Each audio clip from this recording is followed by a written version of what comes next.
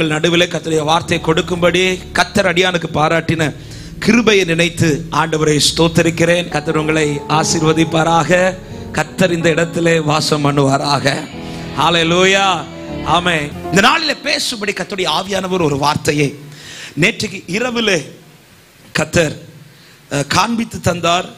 சபைக்கு தேவையான இந்த கடைசி காலத்தில் தேவையான தேவன் இந்த தேசத்திலே நம்மிடத்திலே எதிர்பார்க்கிற ஒரு காரியம் எடுத்து வாசிக்கலாம். எபிரேயர் 11வது அதிகாரம் அதனுடைய 16வது வசனத்தை வாசியுங்கள். எபிரேயர் 11:16. அதிலும் மேன்மையான பரம தேசத்தை விரும்பினார்கள். ஆகையால் தேவன் அவர்களுடைய தேவன் எனப்பட வெட்கப்படுகிறது இல்லை. கரங்களை உயர்த்தி ஆமென் சொல்லுங்க பார்க்கலாம். அந்த ஒரு வார்த்தை தான் கர்த்தர் கடந்த நாளிலே அதிகமாய் ஆண்டு உணர்த்தின வார்த்தை. தேவன் அவர்களுடைய தேவன் எனப்பட அவர் வெட்கப்படவில்லையா? யாருடைய தேவன் என்று? ஆபிரகாமின் தேவன் என்றும் ஈசாக்கின் தேவன் என்றும் யாக்கோபின் தேவன் என்றும் அவர் அறியப்படுவதற்கு வெட்கப்படவில்லை. ஹல்லேலூயா. இந்த பூமியிலே தம்மை அவர் எப்படி வேணாலும் வெளிப்படுத்தலாம். காரணம், இந்த பூமியிலே மாத்திரமல்ல, எங்க பார்த்தாலும் பெரியவர் அவர் ஒருவர் மாத்திரமே. சகலவற்றை உண்டாக்கினவர் அவர்தான், சகலவற்றை உருவாக்கினவர். நாம் எதை எதை வியந்து பார்த்து கொண்டிருக்கிறோமோ இவைகள் எல்லாவற்றையும் ஒரே வார்த்தையினால் சிருஷ்டித்தவர் தான் நான் ஆராதிக்கிறேன் ஆண்டவர். அவர்தான் ஆதியும் அந்தமுமானவர்.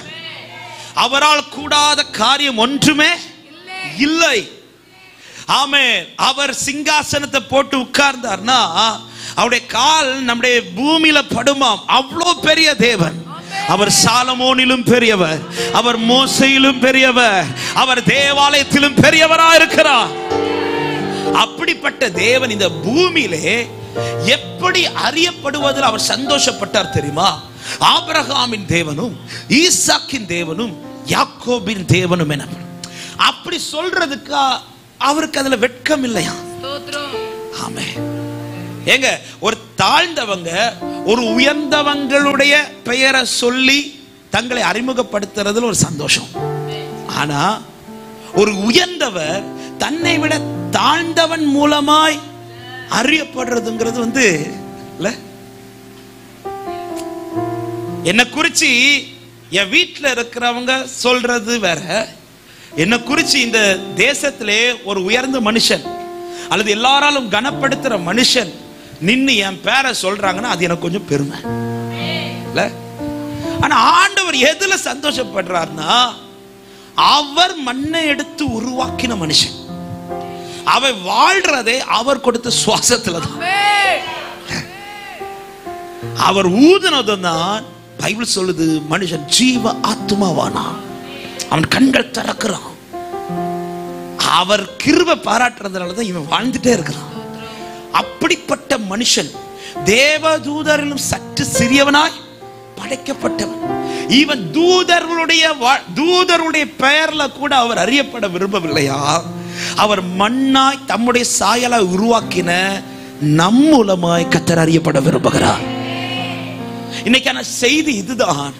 தேவன் நம் மூலம் தேசத்தில் அறியப்பட விரும்புகிறார். எத்தனை பேர் விரும்புறீங்க? எத்தனை பேர் வாஞ்சிக்கிறீங்க? அன்னைக்கு ஆபிரகாமின் தேவன் என்று அறியப்பட்டாரானால் இன்னைக்கு உங்க பேரை சொல்லி சொல்லுங்க, என்னுடைய தேவனாகவும் அவர் அறியப்படுவாராக.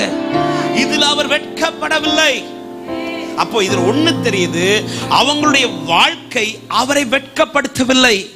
அப்படியானால் இந்த கடைசி காலத்திலே நம்முடைய வாழ்க்கையின் நிமித்தமும் அவர் வெட்கப்படாதபடி அவரை பார்த்துக்கொள்ளணும். ஹல்லேலூயா. நாம நேற்று இரவுல எங்கள் சபையில ஆண்டவர் பேச வைத்த ஒரு செய்தியில வார்த்தை இப்படிதான்: எவன் ஒருவன் தேவன் முகம் வெட்கமடையாதபடி வாழுகிறானோ அவன் முகத்தை இந்த தேசத்தில் வெட்கப்பட்டு போக கர்த்தர் விட மாட்டார். பைபிள் ஒரு வார்த்தை இருக்கு, என் ஜனம் ஒருபோதும். ஆமே, எல்லா ஜனங்களும் என்று கர்த்தர் சொல்லவில்லை, என் ஜனம். யார் அவருடைய ஜனம் என்றால் அவருடைய முகத்துக்கு பிரியமாய் வாழுகிற ஜனம், அவருடைய முகத்தை சந்தோஷப்படுத்துகிற ஜனம். ஆமென். எவன் ஒருவன் தன் தகப்பனுடைய முகத்தை வெட்கப்படுத்தாமல் சந்தோஷமா இந்த பூமியிலே வாழுகிறானோ, அவர் முகத்தை மகிழ்ச்சியாக்குகிறானோ, அவன் முகத்தை கர்த்தர் வெட்கமடையாதபடி காத்துக் கொள்வார். ஆபிரகாமின் தேவன் எனப்படும், ஈசாக்கின் தேவன் எனப்பட, யாக்கோபின் தேவன் என அறியப்பட அவர் வெட்கப்படவில்லை. உண்மையிலேயே நம்முடைய சொந்தங்களும் சரி, நம்மோடு கூட இருக்கிறவர்களும் சரி, தேவனை ஏற்றுக்கொள்ள சிம்பிள் வே என்ன தெரியுமா? நம் மூலமாய் தேவன் அறியப்பட்டால் போதும். ஆமென். நம்மளை பார்க்கிறவங்க சொல்லணும், இவனுடைய தேவனே மெய்யான தேவன். தானியேலின் தேவனாய் அவர் பாபிலோன்ல அறியப்பட்ட போது ராஜாவே கட்டளையா சொல்லிட்டாரு, தானியேலின் தேவன் ஒருவரே தேவன் என்றே. ஆமென். அவரை அல்லாமல் வேறொரு தேவன் இல்லை என்று பாபிலோன்ல ராஜா வாயிலிருந்து புறப்பட்டது. அப்படியானால் நான் விசுவாசிக்கிறேன், நம் மூலமாய் நம்முடைய பெயர் நிமித்தம் தேவன் அறியப்படுவாரானால் இந்த இந்திய தேசத்துல சீக்கிரம் ஒரு எழுப்புதலை கர்த்தர் காணப்படுவார். ஹல்லேலூயா. எத்தனை பேருக்குள்ள இந்த வாஞ்சை இருக்கு? நான் வாழுகிற இந்த தேசம் இயேசுவை அறியணும்னு விரும்புறவங்க மட்டும் சத்தமா ஆமென் சொல்லுங்க பார்க்கலாம். அதற்கு கர்த்தர் வேற யாரையும் பார்க்கல, இந்த கோடி முனையில இருக்கிற பெத்தேல் சபையை பார்க்கிறார். ஆமென்.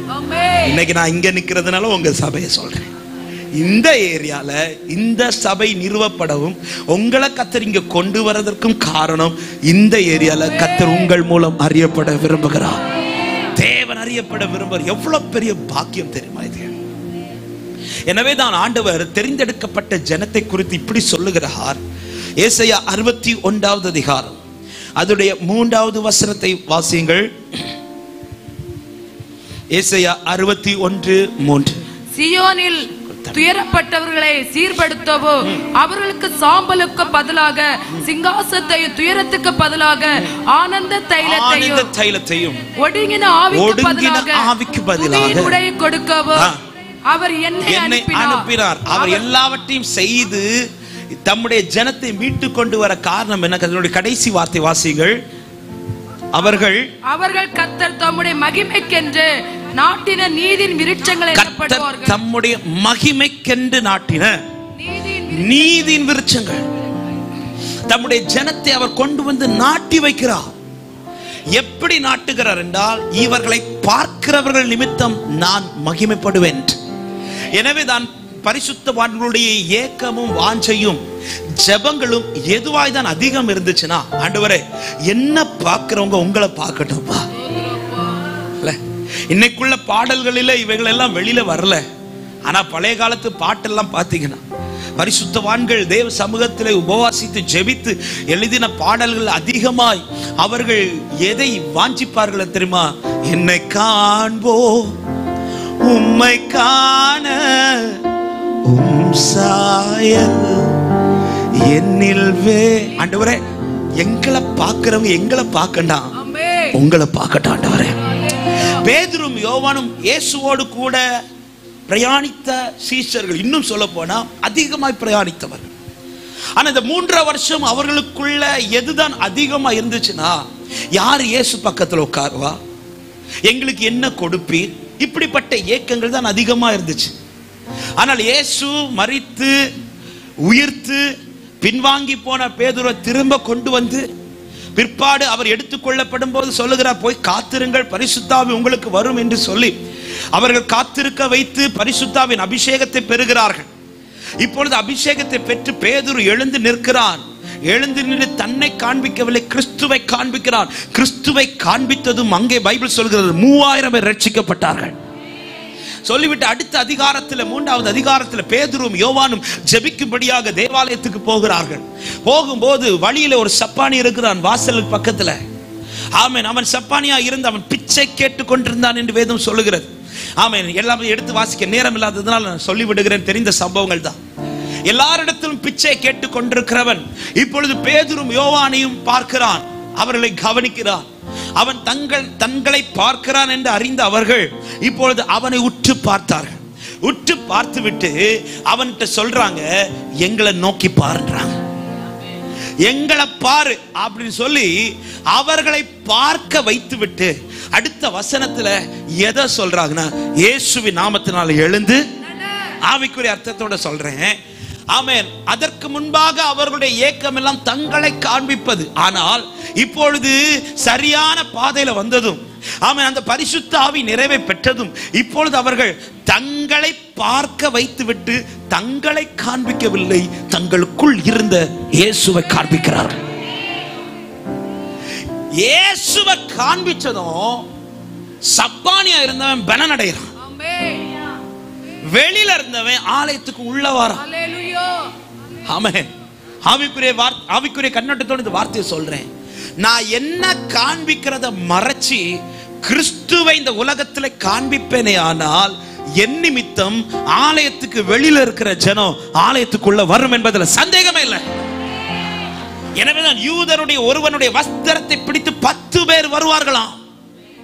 அல்லேலூயா. நம்ம வஸ்திரத்தை பிடிச்சு இருக்கிறவங்க பெயரப்படாது.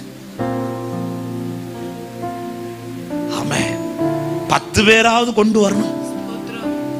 அதுக்கு முதல்ல நாம நம்மளை மறைச்சு கிறிஸ்துவை காண்பிக்கணும். தேவன் நம்முடைய தேவனாய் அறியப்பட விரும்புகிறார்னா இதை விட பாக்கியம் தேவ பிள்ளைக்கு வேற எதுவுமே கிடையாதுங்க. ஆமென். அதற்காக தான் தேவன் சிருஷ்டித்தார். தேவன் மனுஷனை படைச்சது, தேவன் மனுஷனை தெரிந்தெடுத்தது, தேவன் அதிலும் விசேஷமாய் ஆண்டவராக இயேசு கிறிஸ்து இந்த பூமியிலே நமக்காய் இறங்கி வந்து அவர் பாடுகளை பட்டு, ஆமென், துன்பங்களை பட்டு, கல்வாரி சிலுவையிலே மரித்து இரத்தம் சிந்தி அவர் எல்லாவற்றையும் செய்து என்னை அவர் சமூகத்தில் கொண்டு வர காரணமே என் மூலமாய் கர்த்தர் அறியப்பட விரும்புகிறார். இந்த கோடி முனையில் இருக்கிற ஜனங்களை ரட்சிப்பதற்கு அல்லது இந்த தமிழ்நாட்டில் இருக்கிற ஜனங்களை ரட்சிக்கிறதற்கு என் ஆண்டவருக்கு வெரி சிம்பிள். ஒரே ஒரு முறை இந்த வானத்தில் அவர் தென்பட்டால் போதும் அத்தனை ஜனங்கள் அவருக்கு முன்னாடி விழுந்துருவாங்க. ஆமாவா இல்லையா? இதை செய்ய ஆண்டவருக்கு முடியுமா? முடியாது. ஆனா ஏன் செய்யல தெரியுமா? அதுக்கு தான் என்னை உங்களை வச்சிருக்கிறார். ஹலோ, இன்னைக்கு எதுக்கு ஜீவனை தந்து வச்சிருக்கிறார்னா ஏதோ 5-10 அவர் சமூகத்திலிருந்து வாங்கிட்டு போறதுக்கு மட்டுமல்ல. நன்மையும் கிருபையும் என்னை தொடரும், அதுல சந்தேகமே இல்லை. ஆனால் தேவர் இன்றும் என்னை தீபத்தை எரிய வைத்துக் கொண்டிருக்கிறார் என்றால் அந்த தீபத்தினுடைய கர்த்தர் எரிந்து பிரகாசிக்க அதுக்கு தான் விளக்க வச்சிருக்கிறார். யோவானை குறித்த சாட்சியை போல அவர் எரிந்து பிரகாசிக்கிற விளக்கு. ஆராதனையில பாடினோமே, எரிந்து கொண்டே இருப்பேன் எப்பொழுதுமே உமக்கா, உங்களுக்கு எரியன ஆண்டவரே. தேவன் அதை ரொம்ப எதிர்பார்க்கிறார். சபையை என் மூலமாய் கர்த்தர் மகிமைப்பட விரும்புகிறார். அதுக்குதான் என் மகிமைக்கென்று நாட்டின ஜீவ விருட்சங்கள். பாருங்க, இந்த பூமியிலே ஒரு மனுஷன் கண்டுபிடிக்கிற ஒரு பொருளே அவன் எதற்காய் கண்டுபிடித்தானோ அதன்படிதான் செயல்படுகிறது. அப்படி செயல்படுகிறதுனால யாருக்கு கனத்தை உண்டாக்குதுன்னா அதை கண்டுபிடித்தவனுக்கு கனத்தை உண்டாக்குது. ஆமென். இந்த மைக்கு பாருங்க, இந்த கேமரா பாருங்க, இந்த லைட்ஸ் பாருங்க, ஏசி பாருங்க, இன்ஸ்ட்ருமெண்ட்ஸ் பாருங்க, இவை எல்லாமே மனுஷனால் கண்டுபிடிக்கப்பட்டவைகள். ஒரு மனுஷன் உருவாக்கினது. அந்த மனுஷன் உருவாக்கினது என்ன பர்பஸ்க்கு உருவாக்கினானோ அந்த பர்பஸ்ல தான் அது செயல்பட்டு கொண்டிருக்கிறது. அவன் கண்டுபிடிச்ச பர்பஸ் வேறையும் அது செயல்படுறது வித்தியாசமா இருந்துச்சுன்னா அவன் கண்டுபிடித்தவனுக்கு அது பெருமை சேர்க்காது, அது அவனுக்கு அவமானத்தை உண்டு பண்ணும். ஆமென். ஆனால் இது கண்டுபிடித்தவன் கண்டுபிடித்த பர்பஸின் படியே, சித்தத்தின் படியே இது செயல்படுவதனால இது நிமித்தம் யாருடைய பெயர் பெருமைப்படுதுன்னா இதை கண்டுபிடிச்சவங்க பெயர் பெருமைப்படுது. இவைகள் எல்லாம் அழிந்து போகிற பொருட்கள், ஜீவன் இல்லாத பொருட்கள். ஒரு ஜீவனற்ற பொருளை கண்டுபிடித்தவன், அவன் கண்டுபிடித்த அந்த பொருள் அவனுக்கு மகிமை கொடுக்கும் போது, ஜீவனுள்ள ஆத்மாவை எனக்குள் வைத்து கல்வாரியில ரத்தம் சிந்தி என்னை கொண்டு வந்த தேவனுக்காக நான் எவ்வளவு மகிமைப்பட வேண்டும். ஹல்லேலூயா. ஆமென். ஒரு கேள்வி உங்க முன்னாடி வைத்து விட்டு நான் செய்தியை தொடர்கிறேன். உண்மையில சொல்ல முடியுமா? கை தூக்க வேண்டாம். உங்க வாழ்க்கையை பார்த்து கர்த்தர் மகிமைப்படுறாரா?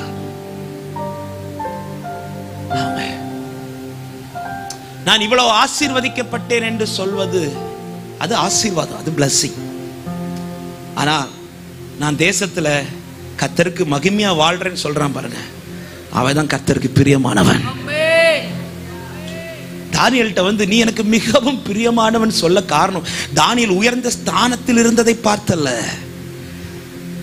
அவன் அந்த பாபிலோனிலும் கர்த்தருடையவன் என்பதை காண்பித்ததனால. ஹல்லேலூயா. ஆமென். எத்தனை ஜனங்கள் அந்த பாபிலோன்ல யூத ஜனங்கள் உண்டு. ஆனா யாருக்கும் சொல்லப்படாத வார்த்தை தானியேல்ட்ட வந்து சொல்ற, நீ எனக்கு மிகவும் பிரியமானவன்.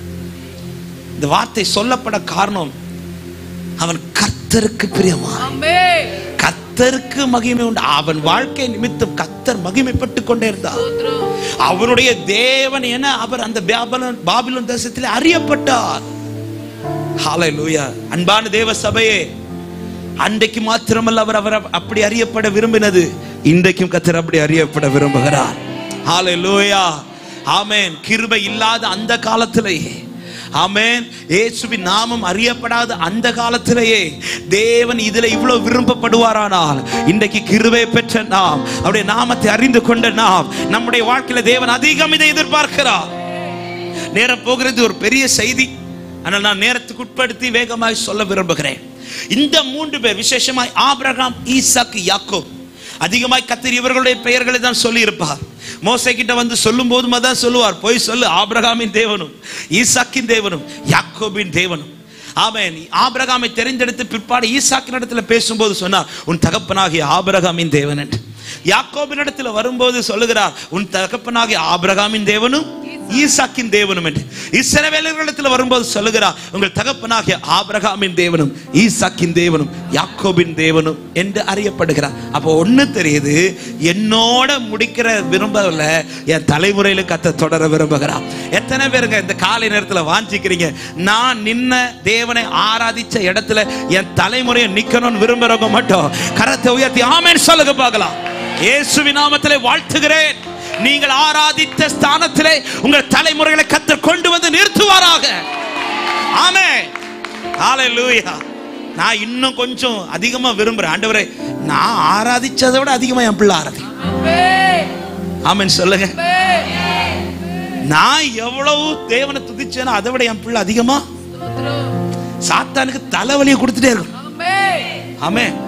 சாத்தான் நமக்கு தலைவலி தரப்படாது, நாம சாத்தான நம்ம பிள்ளைங்களை ஆராதிக்கிறத பார்த்துட்டு நம்ம தலைமுறை, நம்ம வயசாகி பாட்டியெல்லாம் ஆகும்போது நம்ம பேர பிள்ளைலாம் ஆராதிக்கிறத பார்த்துட்டு சாத்தா சொல்லணும், இதுக்கு அவன் தாத்தாவே பரவாயில்ல, அவனோட முடிஞ்சிடும் பார்த்து அவன் பிள்ளை வந்து அதிகமா. எத்தனை பேர் இது விரும்புறீங்க? வருகை வரையிலும் தலைமுறை தலைமுறையாய் நாங்கள் ஆண்டவருடைய சந்ததி என்று அறியப்படுவதாக. ஆமென். கர்த்தர் ரொம்ப எதிர்பார்க்கிறார். எனவேதான் ஆமென், பக்தியுள்ள சந்ததியை பெரும்படியாய் கர்த்தர் மனுஷனை ஏற்படுத்தினார்.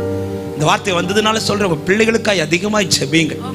ஆமென். பிள்ளைகள் வழி மாறி இருக்கிறதை கண்டு கலங்கி இருக்கிற அன்பு பெற்றோருக்கு சொல்றேன், ஜெபத்தை மட்டும் விட்டுறாதீங்க, ஜெபிச்சுட்டே இருங்க, அதிகமா ஜெபிங்க, கண்ணீர் வடித்து கொண்டே இருங்கள். உங்கள் ஜெபத்திற்கு ஒரு நாள் பதில் உண்டு. அதற்கு சாட்சி தான் நான் இங்க நிக்கிறேன். ஆமென். நீங்க ஜெபிக்கிறதுல உண்மையா இருங்க, பிள்ளை எங்க போனாலும் கொண்டு வந்துருவார். ஆமென். கட்டி கொண்டு வருவார், அன்பின் கயிற்றினால் கட்டி இழுத்து கொண்டு வருவார். ஆமென். இன்னைக்கு நான் இந்த இடத்துல தேவ சமூகத்துல கர்த்தருக்காய் பயன்படுகிறதின் பிரதானமான காரியமே என்னிடத்தில் வெளிப்பட்ட பக்தி கிடையாது, என் பெற்றோருடைய ஜெபங்கள். ஆமென். ஏன்னா என் வழி எனக்கு தெரியும், நான் எப்படி போனேன் என்பது தெரியும், எப்படி திசை மாறி இருந்தேன் என்பது எனக்கு தெரியும். இப்படிப்பட்ட ஒரு ட்ராக்ல நான் வருவேன் என்று ஒரு நாள் கூட நினைச்சது கிடையாது. அதிலும் விசேஷமா ஊழியம் செய்யணும்னு ஒரு நாள் கூட என் கனவுல கூட நினைச்சது கிடையாது. ஆமென். என்னுடைய ஆசை எல்லாம் உலகத்துல நண்பர்களோடு, ஆமென், படிச்சு முடிச்சது எங்கேயாவது போயிடணும், இந்தியாவிலே இருக்கக்கூடாது. ஆமென். எங்கேயாவது ஏதாவது ஃபாரின் கண்ட்ரில போயிடணும். அதுக்கு நான் ரொம்ப எல்லாம் படிக்கல, என் படிப்பு எனக்கு தான் தெரியும். நமக்கு படிச்ச படிப்புக்கு ஒண்ணுமே கிடைக்குது, ஆனால் நம்ம ஆசையெல்லாம் இருக்கலாம், அங்க போயிடணும் அப்படி போயிடணும், எனக்கு ஊழியத்துக்கு. ஆனா பள்ளி மாறி போன என்ன கர்த்தர் அன்பின் கயிற்றினால கட்டி ஒரு இடத்துல அப்படி பிடிச்சாரு பாருங்க, ஒரு பிடி. இயேசுவின் நாமத்துல பெற்றோருக்கு தைரியமா சொல்றேன், உங்க கண்ணீர் வீண் போகாது. இன்னைக்கு பதில் இல்லைன்னு சொல்லிட்டு கண்ணீரை ஸ்டாப் பண்ணிடாதீங்க. ஒரு நாள் உங்களுக்காக கர்த்தர் வச்சிருக்கிறா, உங்க பிள்ளை கர்த்தர் இழுத்து கொண்டு வருவா. ஆமென். நீங்க ரொம்ப அழுதும் உங்க பிள்ளை ரொம்ப வழி மாறி போகுதுன்னா புரிஞ்சுக்கோங்க, நாளை ஊழியக்காரனே வேணாம். சொல்றது புரியுதா? அதனால பிள்ளைங்க ரொம்ப விளையாடாது, கர்த்தர் ஒண்ணு கொண்டு வந்து உட்கார வச்சிருவார். அவன் கர்த்தர் நல்லவர். அதுக்காக ரொம்ப அநியாயம் பண்றவங்க தான் கர்த்தர் ஊழியம், அப்படி கிடையாது. ஆமென். ஆனா கர்த்தருடைய சித்தம் ஜெபத்திற்கு பதில் உண்டு. ஹல்லேலூயா. ஆமென். தலைமுறைகளின் தேவனாய், நம்முடைய தேவனாய், அப்படி இவர்கள் வாழ்க்கையை அறியப்படுவதற்கு இவர்களிடத்தில் வெளிப்பட்ட அநேக காரியங்கள் உண்டு. ஆனால் இந்த நாளிலே பேசும்படி கர்த்தர் உணர்த்தின ஒரு 3-4 காரியங்களை வேகமாய் நான் சொல்லி நான் ஜெபிக்க விரும்புகிறேன். என்னோடு கூட இந்த வார்த்தையை நன்றாய் கவனிங்கள். முதலாவது, இவர்களிடத்தில் வெளிப்பட்ட பிரதானமான காரியம், இவர்கள் தங்கள் இஷ்டப்படி நடக்கவில்லை, கர்த்தருடைய வார்த்தையின்படி நடந்தார்கள். ஆமென் சொல்லுங்க பார்க்கலாம். ஆபிரகாமும் சரி, ஈசாக்கும் சரி, யாக்கோபும் சரி, தேவனுடைய வார்த்தைக்கு கீழ்ப்படிந்து நடந்தவர்கள். ஆபிரகாமை நமக்கு தெரியும். ஆதியாகமம் 12வது அதிகாரத்தில் தான் ஆபிரகாமை குறித்து சொல்லப்படுகிறது. அங்கே நமக்கு தெரிந்த வார்த்தைகள் தான் எடுத்து வேகமாய் வாசியுங்கள். 12வது அதிகாரம் அதனுடைய 1-2 வசனங்களை வாசிக்கலாம். கர்த்தர் ஆபிரகாமை நோக்கி, நீ உன் தேசத்தையும் உன் இனத்தையும் உன் தகப்பனுடைய வீட்டை விட்டு புறப்பட்டு நான் உனக்கு காண்பிக்கும் தேசத்துக்கு போ என்றார். 4வது வசனம் சொல்லப்படுகிறது, கர்த்தர் ஆபிரகாமுக்கு சொன்னபடியே அவன் புறப்பட்டு போனான். நல்ல கவனிங்க. விக்கிரக கோட்டைக்குள்ள வாழ்ந்தவர் இந்த ஆபிரகாம். முதலாக தேவன் ஆபிரகாமோடு பேசுகிறார். திடீர்னு சொல்றார், உன் இனத்தை விட்டு உன் ஜனத்தை விட்டு நான் உனக்கு காண்பிக்கிற தேசத்துக்கு போன்றார். எங்க போறோன்னு தெரியாது, அந்த தேசத்துல என்ன இருக்குன்னு தெரியாது. சொல்லும் போது சொல்லி அனுப்புறான், நான் உன்னை பெரிய ஜாதியா ஆக்குவேன். ஆனால் இப்பொழுது அதற்கான வயதான் பார்த்தா இல்ல, 75 வயது. 75 வயதுல கர்த்தருடைய சத்தத்தை கேட்ட ஆபிரகாம், முன்னாடி என்ன இருக்குன்னே தெரியல, அங்க போனா என்ன நடக்கும் தெரியாது. ஆனால் வார்த்தை கேட்ட மாத்திரத்தில் ஆபிரகாம் எந்த மறுப்பும் பேசாமல், தன் இஷ்டத்தையும் அங்கே சொல்லாமல் ஆபிரகாம் உடனே புறப்பட்டு போனான். வார்த்தைக்கு எவன் ஒருவன் உடனே கீழ்ப்படுகிறானோ அவன் வாழ்க்கையிலே கர்த்தர் மகிமைப்படுவார். ஹல்லேலூயா. தேவன் விரும்புகிறது இதுதான், அவருடைய சத்தத்துக்கு கீழ்ப்படிதல், அவருடைய வார்த்தைக்கு கீழ்ப்படிந்து நடப்பது. எந்த ஒரு ஸ்டெப்புமே அவருடைய சொற்படி நடக்கிற மனுஷனை கர்த்தர் எதிர்பார்க்கிறார். ஆபிரகாம் எல்லாவற்றிலும் பாருங்க, அவர் என்ன சொல்றாரோ அதுதான் செய்வான். ஒரே ஒரு இடத்துல தான் சாராளுடைய வார்த்தையை கேட்டு கொஞ்சம் வழி மாறுறார். ஆமென். ஆனா நமக்கு தெரியும், அந்த காரியத்தை அவன் செய்த பிறகு 13 ஆண்டுகள் ஆண்டவர் பேசவே இல்லை. அதுவரை அவன் சோர்ந்து போகும்போது திரும்ப வார்த்தையை கொடுத்து பேசுவார், தைரியப்படுவான், முன்னாடி போவான். ஆமென். சோர்ந்து போகும் வார்த்தையை கொடுப்பார், பேசுவார், தைரியப்படுவான், முன்னாடி போவான். ஆமென். ஆனால் எப்பொழுது அந்த வார்த்தையை தாண்டி சாராளின் வார்த்தைக்கு கீழ்ப்படிந்து ஒரு காரியத்தை மாறுதலாய் செய்ய போனாரோ, அதன் பிறகு ஆண்டவர் 13 வருஷம் பேசல. பிற்பாடு 13 வருஷம் தாண்டி 17வது அதிகாரம் 1வது வசனத்துல கர்த்தர் தரிசனமாகி சொல்லுகிறார், நான் சர்வ வல்லமையுள்ள தேவன் சொல்லிட்டு சொல்றாரு, நீ எனக்கு முன்பாய் நடந்து உத்தமனாய், அதாவது நான் சொல்றபடி நடன்றார். ஆமென். நான் சொல்றபடி நட அப்படி சொல்லிட்டு ஆண்டவர் ஆபிராம் என்ற பெயரை ஆபிரகாமாய் மாற்றுகிறார். அவருடைய வார்த்தையின்படி எவன் ஒருவன் கீழ்ப்படிந்து நடக்கிறானோ, அவர் வார்த்தைக்கு முதலாவது நான் செவி கொடுக்கணும், இரண்டாவது நான் கீழ்ப்படிந்து நடக்கணும். ஹல்லேலூயா. ஆபிரகாம் வார்த்தைக்கு கீழ்ப்படிந்தான். ஆபிரகாம் கீழ்ப்படிந்து நடக்க அந்த காரியம் யார்கிட்ட பிரதிபலிக்குதுன்னா ஈசாக்கின் இடத்தில் பிரதிபலிக்கிறது. ஆதியாகமம் 26வது அதிகாரம் வந்த போது ஈசாக்கின் நாட்களிலும் ஆபிரகாமின் நாட்களில் உண்டானது போல ஒரு பஞ்சம் உண்டாகிறது. அந்த பஞ்சம் உண்டான போது ஆபிரகாமுக்கிட்ட பேசின அதே ஆண்டவர் இப்பொழுது ஈசாக்க கூப்பிட்டு பேசுறார், நீ எகிப்து தேசத்துக்கு போயிடாத, நீ இருக்கிற இடத்துல நான் உன்னை ஆசீர்வதிப்பேன். இருக்கிற தேசம் பஞ்சமா இருக்கிறது, பஞ்சத்துல என்ன ஆசீர்வாதம் உண்டாகும்? எத்தனை கேள்வி கேட்டிருக்கலாம், ஆனால் ஈசாக்கு கேள்வி கேட்கவில்லை. ஆபிரகாம் கீழ்ப்படிந்தது போல ஈசாக்கும் கீழ்ப்படிந்தார். பைபிள் சொல்லுகிறது, அந்த தேசத்துல தானே கர்த்தர் அவனை ஆசீர்வதிக்க துவங்கினார். ஆமென். அந்த தேசத்திலே சத்துருக்கள் வாயிலிருந்து சொல்ல வைத்த வார்த்தை, உன்னோடு கூட கர்த்தர் இருக்கிறார். வார்த்தையின்படி செயல்படுகிறவன் இந்த ஈசாக். ஆபிரகாமும் வார்த்தையின்படி செயல்பட்டார், ஈசாக்கும் வார்த்தையின்படி செயல்பட்டார். ஆமென். ஏசேக்கும் சித்னாவையும் தோண்டி தண்ணீர் வருகிறது. இன்னும் சொல்ல போனா தன் தகப்பன் தோண்டின துறவை தான் இப்ப ஈசாக்கும் தோன்றார். அப்ப அதுல முழு உரிமை யாருக்கு இருக்குது? ஈசாக்குக்கு இருக்குது. ஆனா இப்ப சத்துருக்கள் வந்து அதை கையில எடுத்ததுமே ஈசாக்கு அவங்க கிட்ட வாக்குவாதத்துக்கு போகவில்லை.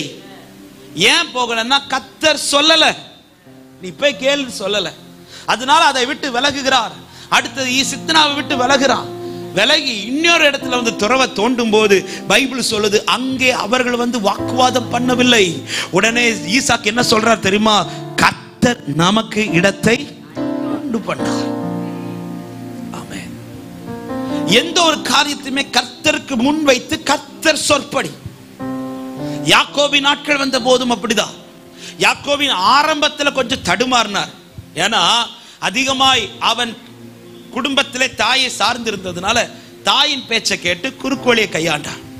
அதனால வீட்டை விட்டு இப்பொழுது புறப்படுகிறார். வழியில கர்த்தர் தரிசனமாகிறார். தெரிந்த சம்பவங்கள்னால நான் சுருக்கமா சொல்லிவிடுகிறேன். வழியிலே அவன் கல்லெடுத்து படுக்கிறான். கர்த்தர் தரிசனமாகி தோண்டி சொல்றார், நான் உனக்கு சொன்னதை செய்து முடிக்கும் வரையிலும் நான் உன்னை கைவிட மாட்டேன்றார்.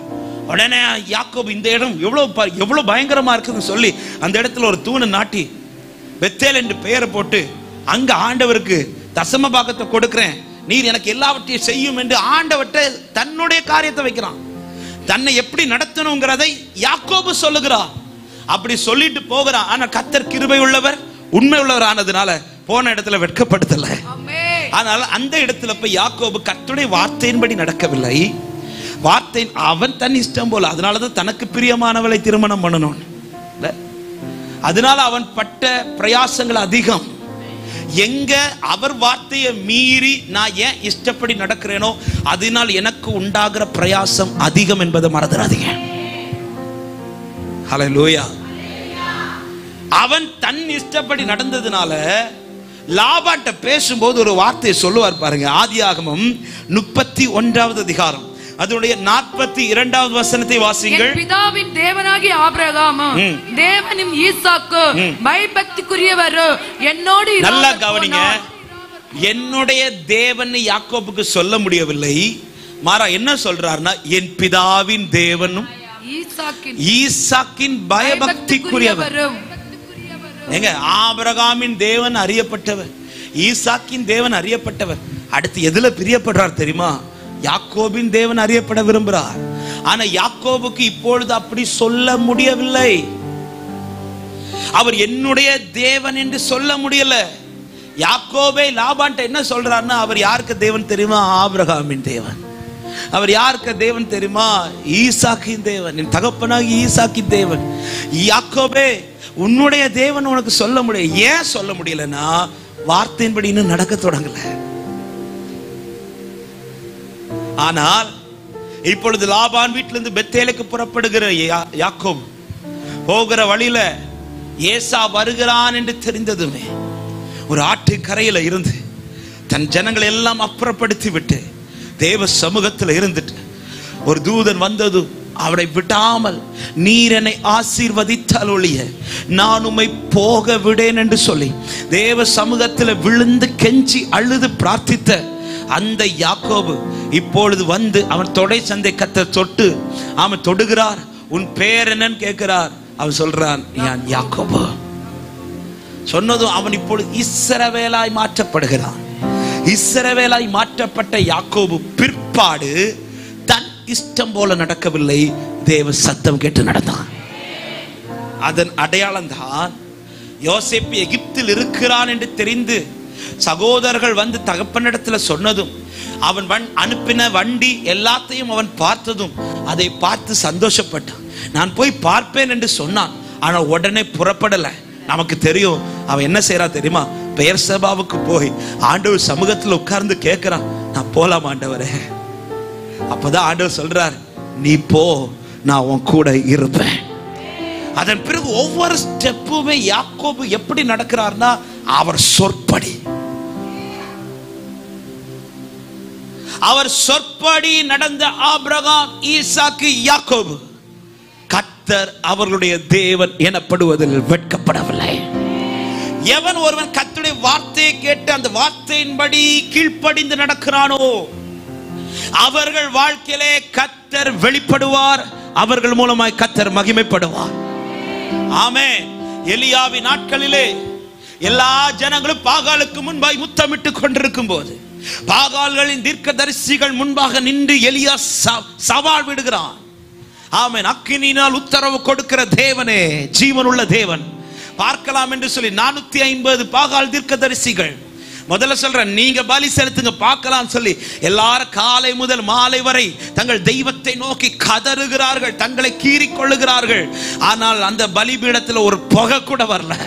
ஆனால் அதே எலியா, ஆமென், இப்பொழுது பலிபீடத்தை செப்பனிட்டு அதன் மேல் பலி விருகத்தை வைத்து தண்ணீரை ஊற்றிவிட்டு ஆண்டவரை நோக்கி கெஞ்சுகிறான், ஆண்டவரை நோக்கி கதறினான். அவன் அதிகம் ஜெபித்ததாய் சொல்லப்படவில்லை, ஒரே வசனத்தில் அந்த ஜெபம் முடிஞ்சிடுச்சு. ஆனா அந்த ஜெபம் முடிவதற்குள்ளாக பரலோகத்திலிருந்து அக்கினி புறப்பட்டு வந்தது. அங்கிருக்கிற எல்லாரும் பார்த்து சொன்னார்கள், கர்த்தரே தெய்வம் என்று. இந்த ஒரு கிரியை எலியாவின் நாட்களிலே நடந்த காரியம். ஒரு காரியம் என்ன தெரியுமா? இந்த எலியா தன் இஷ்டப்படி காரியத்தை நடப்பிக்கிறவன் அல்ல, கர்த்தருடைய வார்த்தையின்படி செயல்படுகிறவன். அவர் போனா போவார், அவர் உட்கார்னா உட்காருவார், கேரி தாற்றை பக்கத்துல போய் ஒளித்திருந்தா ஒளித்திருப்பார், எழும்பி சாரிபாத் விதவை வீட்டுக்கு போனா போவார், ஆகாபுக்கு முன்பாக உன்னை காண்பினா காண்பிப்பார்.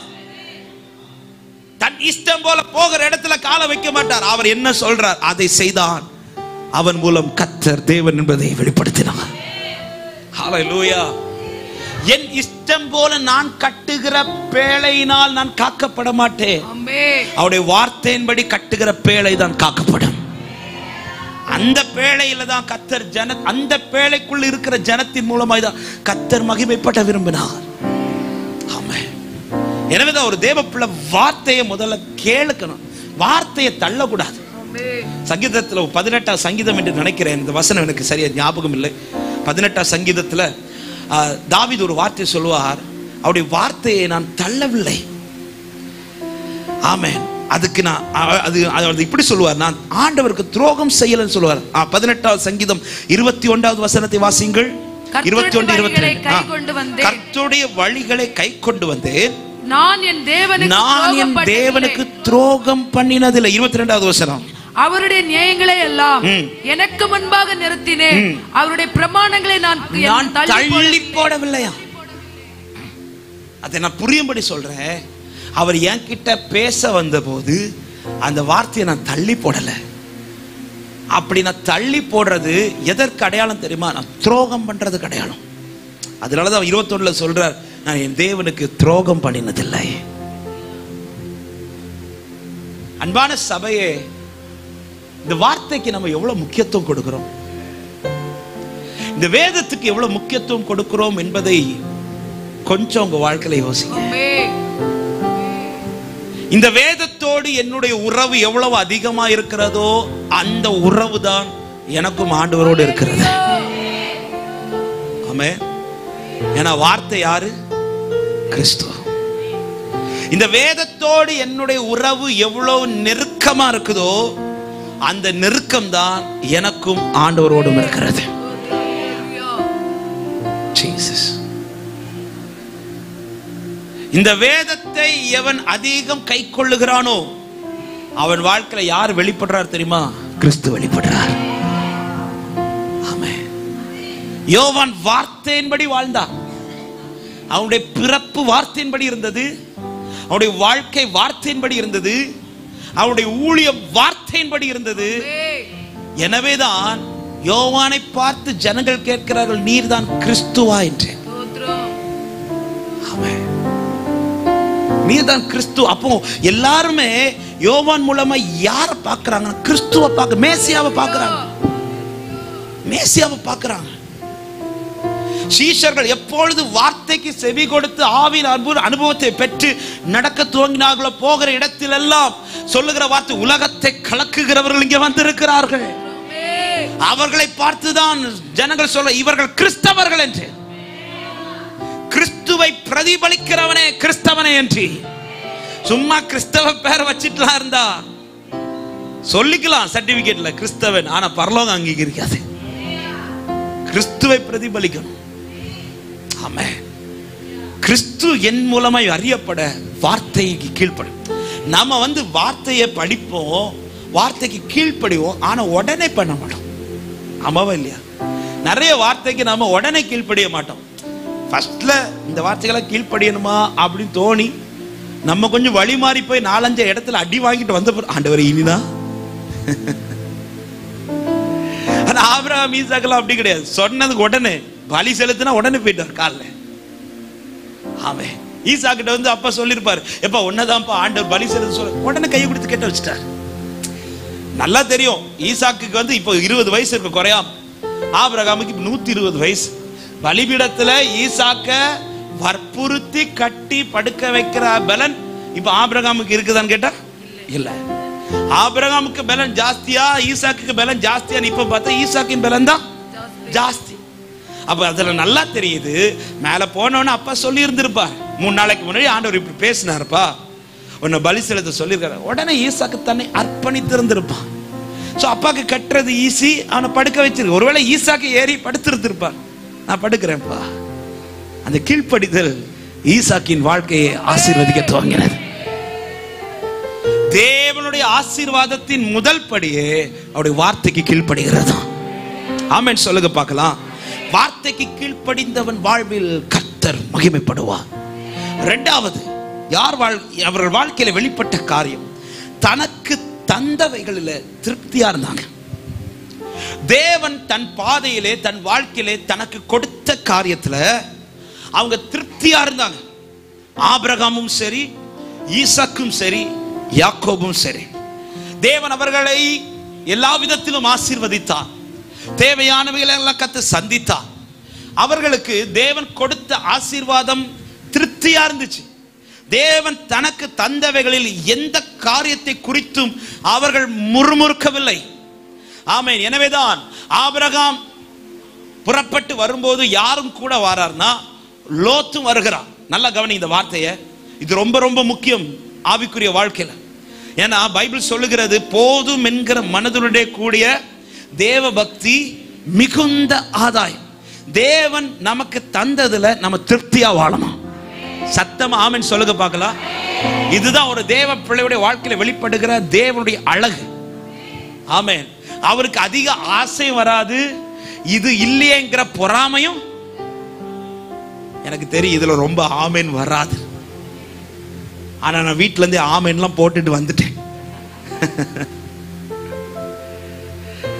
கிறிஸ்துவை வெளிப்படுத்துகிறவர்கள் தங்கள் வாழ்க்கையில தேவன் தந்ததை திருப்தியா பார்ப்பாங்க. இப்ப லோத்தையும் கர்த்தர் ஆசீர்வதிக்கிறார், ஆபிரகாமை ஆசீர்வதிக்கிறார். லோத்து அழைக்கப்பட்டு வந்தவன் அல்ல, அவனா அர்ப்பணிச்சு வந்தான். ஆண்டவர் அவன்கிட்ட பேசினதே கிடையாது. ஆனா ஆபிரகாமை எப்படி ஆசீர்வதிக்கிறாரோ அப்படியே தான் யாரை ஆசீர்வதிக்கிறார்? லோத்தை ஆசீர்வதிக்கிறார். ஆபிரகாமுக்கு இதுல பொறாமை கிடையாது. ஏய், நீ ஏன் கூட தொத்திட்டு வந்த பையன், நான் ஆசீர்வதிக்கப்படுறதுக்கு ஒரு நியாயம் இருக்கு. எல்லாத்தையும் விட்டுட்டு ஆண்டவர் சத்தத்தை கேட்டு அவரை நம்பி புறப்பட்டு வந்த. ஆனா நீ என்ன நம்பி வந்த? நான் ஆசீர்வதிக்கப்பட்டா ஓகே, நீ இதுல பொறாமை கிடையாது. தான் ஆசீர்வதிக்கப்படுறதுல எவ்வளவு சந்தோஷப்பட்டானோ அதே சந்தோஷம் லோத்து ஆசீர்வதிக்கப்படுறதுலையும். இப்பொழுது லோத்தின் மெய்ப்பர்களுக்கும் ஆபிரகாமின் மெய்ப்பர்களுக்கும் சின்ன வாக்குவாதம் வருது 13வது அதிகாரத்தில். உடனே ஆபிரகாம் சொல்றார் லோத்தில பார்த்து, எப்பா உனக்கு போகணும்னா நீ ஒரு இடத்த செலக்ட் பண்ணி போ, நமக்குள்ள பிரச்சனை வேண்டாம். இந்த இடத்துல லோத்து உடனே என்ன சொல்லியிருக்கணும் தெரியுமா? நான் உங்களை நம்பி வந்தேன், இன்னைக்கு எனக்கு இருக்கிற ஆசீர்வாதம் உங்கள் நிமித்தம் எனக்கு கிடைச்சது. அப்படி இருக்கும்போது நான் இனி போகல, உங்க கூட இருக்கிறேன்னு சொல்லி இருந்திருக்கணும். ஆனா லோத்து உடனே பைபிள் சொல்லுகிறது தன் கண்களை ஏறெடுத்து பார்த்தான். 13வது வசனம். அப்பொழுது லோத்து தன் கண்களை ஏறெடுத்து பார்த்தது. வசனத்தை வாசியுங்கள். சோதோமின் ஜனங்கள் யோர்தான் நதிக்கு அருகான சமபூமி முழுவதும் நீர்வளம் 13:10 நீர்வளம் பொருந்தினதா இருக்க கண்டான். அவன் அப்படி கண்களை ஏறெடுத்து பார்த்துட்டு தனக்கு எல்லாமே ஆசீர்வாதமா இருக்குது. இப்போ ஆபிரகாம் இந்த வார்த்தை சொன்னதும் அவனுடைய கண்கள் ஏறெடுத்து எது பெஸ்டோ, அவன் கண்ணுக்கு எது செழிப்பா தெரியுதோ, அதாவது இன்னும் தன் வாழ்க்கையில எதை அவன் அதிகம் எதிர்பார்க்கிறான்? செழிப்ப. ஒரு தேவ பிள்ளைக்கு ஒரு காரியத்தை நல்லா புரிஞ்சுக்கணும். எனக்கு இன்னைக்கு என்ன தேவையோ அதை எனக்கு தேவன் நேர்த்தியா தந்து நடத்த வல்லவராக இருக்கிறார். அவர் ஒரு தேவ பிள்ளையுடைய கையில அதிகமாகவும் தரமாட்டார், குறைவாகவும் தரமாட்டார். ஆமென் சொல்லுங்க பார்க்கலாம். என் கையில எவ்வளவு இருந்தா நான் தேவ சமூகத்தில் உண்மையா இருப்பேன் என்பது என்னை விட என்னை நடத்துகிற ஆண்டவருக்கு நல்லாவே. ஏங்க நாமளே நம்ம பிள்ளைக்கு அந்தந்த ஸ்டேஜில் என்ன கொடுக்கணுங்கிறத பார்த்து பார்த்து தான் நாங்கள் கொடுக்குறோம். பிறந்த உடனே யாராவது கல்யாணம் பண்ணி வைக்கிறீங்களா? இல்ல. பிள்ளை எனக்கு கல்யாணம் பண்ணி தாங்கன்னு கேட்டால் வயசு வரட்டு பார்த்து செய்யணும்.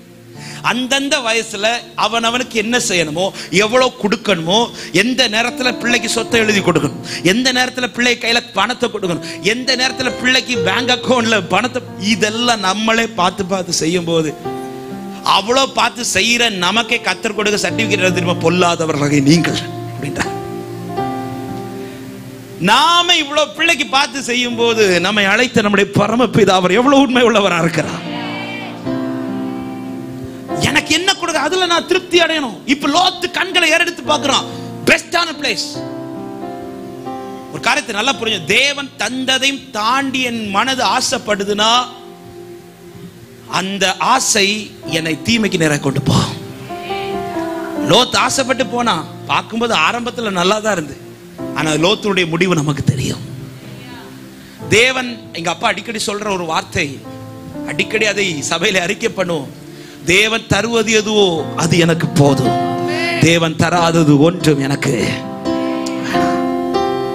ஆண்டவரை ஜெபிக்கும் போது இப்படி ஜெபிங்க, ஆண்டவரே ஒருவேளை சில காரியங்கள் நான் ஆசைப்பட்டு தலைகீழா நின்னு கேட்டாலும் அது எனக்கு வந்தா பிரச்சனை என் கையில தந்துராதீங்க ஆண்டவரே. ஆமென் ஆமென். தேவன் தருவது போதும். ஆபிரகாமுக்கு அப்படி எடுத்து பார்க்கல. பாருங்க, ஆபிரகாம் தான் ஃபர்ஸ்ட் பார்த்து பெஸ்டான இடத்தை செலக்ட் பண்ணிட்டு போகணும். ஆனா லோத்துக்கு அந்த ஆப்ஷனை கொடுக்கிறார். லோத் என்ன சொல்லிருக்காங்க, நீங்க செலக்ட் பண்ணிட்டு போங்க, நீங்க ஃபர்ஸ்ட் எது பெஸ்டோ அது. லோத் உடனே கண்ணை ஏறெடுத்து பார்த்து எது பெஸ்டோ கிளம்பி போயிட்டான். ஆபிரகாம் உடனே போகலங்க. ஆபிரகாம் சரி அவன் தான் அந்த பக்கம் போயிட்டால, இனி வேற ஏதாவது பெஸ்ட் இருக்கான்னு பார்ப்போம்னு சொல்லிட்டு ஆபிரகாம் புறப்படவில்லை. மாறாய் ஆபிரகாம் வெயிட் பண்றார். வெயிட் பண்ணி ஆண்டவர் இப்ப சொல்றார் ஆபிரகாமை பார்த்து, 13வது வசனம் 13வது அதிகாரத்தில் 17வது வசனத்தை வாசியுங்கள். தேசத்தின் நீளமும் 14வது வசனத்துல சொல்ற, லோத் ஆபிரகாமை விட்டு பிரிந்த பின்பு கர்த்தர் ஆபிரகாமை நோக்கி கண்களை ஏறெடுத்து நீ இருக்கிற இடத்திலிருந்து வடக்கையும் தெற்கை கிழக்கையும் மேற்கை நோக்கி பார், நீ பார்க்கிற இந்த பூமி முழுவதையும் நான் உனக்கு தருவேன்றார். 17வது வசனம், நீ எழுந்து தேசத்தின் நீளமும் அகலமும் எம்மட்டோ நடந்து உனக்கு அதை தருவேன் என்றார். நல்லா கவனிங்க, பிராக்டிகலா சொல்றேன். இப்ப ஆபிரகாமுக்கு ஆல்ரெடி 75 வயசு தாண்டியாச்சு. லோத்துக்கு வந்து சின்ன வயது தான். ஆமே, லோத்து ஈஸியா ஒரு பகுதியை செலக்ட் பண்ணிட்டு போயிட்டார். ஆபிரகாம் கர்த்தருக்கு வெயிட் பண்ற, ஏன்னா எல்லாத்தையுமே கர்த்தருடைய வார்த்தையின்படி செயல்கிறவன் தான் ஆபிரகாம். சரி, ஆண்டவருக்கு வெயிட் பண்ண, ஆண்டவர் சூப்பரா எனக்கு ஒன்னு செலக்ட் பண்ணி தருவார்னு பார்த்தா ஆண்டவர் சுத்தி காமிக்கிறார். எல்லாத்தையும் காமிச்சிட்டு சொல்றாரு நடண்டார். வனாந்திரத்துல இந்த வயசான காலத்துல ஆண்டவர் சொல்றாரு நீ நடந்து திரிண்டார். எங்கெல்லாம் நடக்கிறீ நட.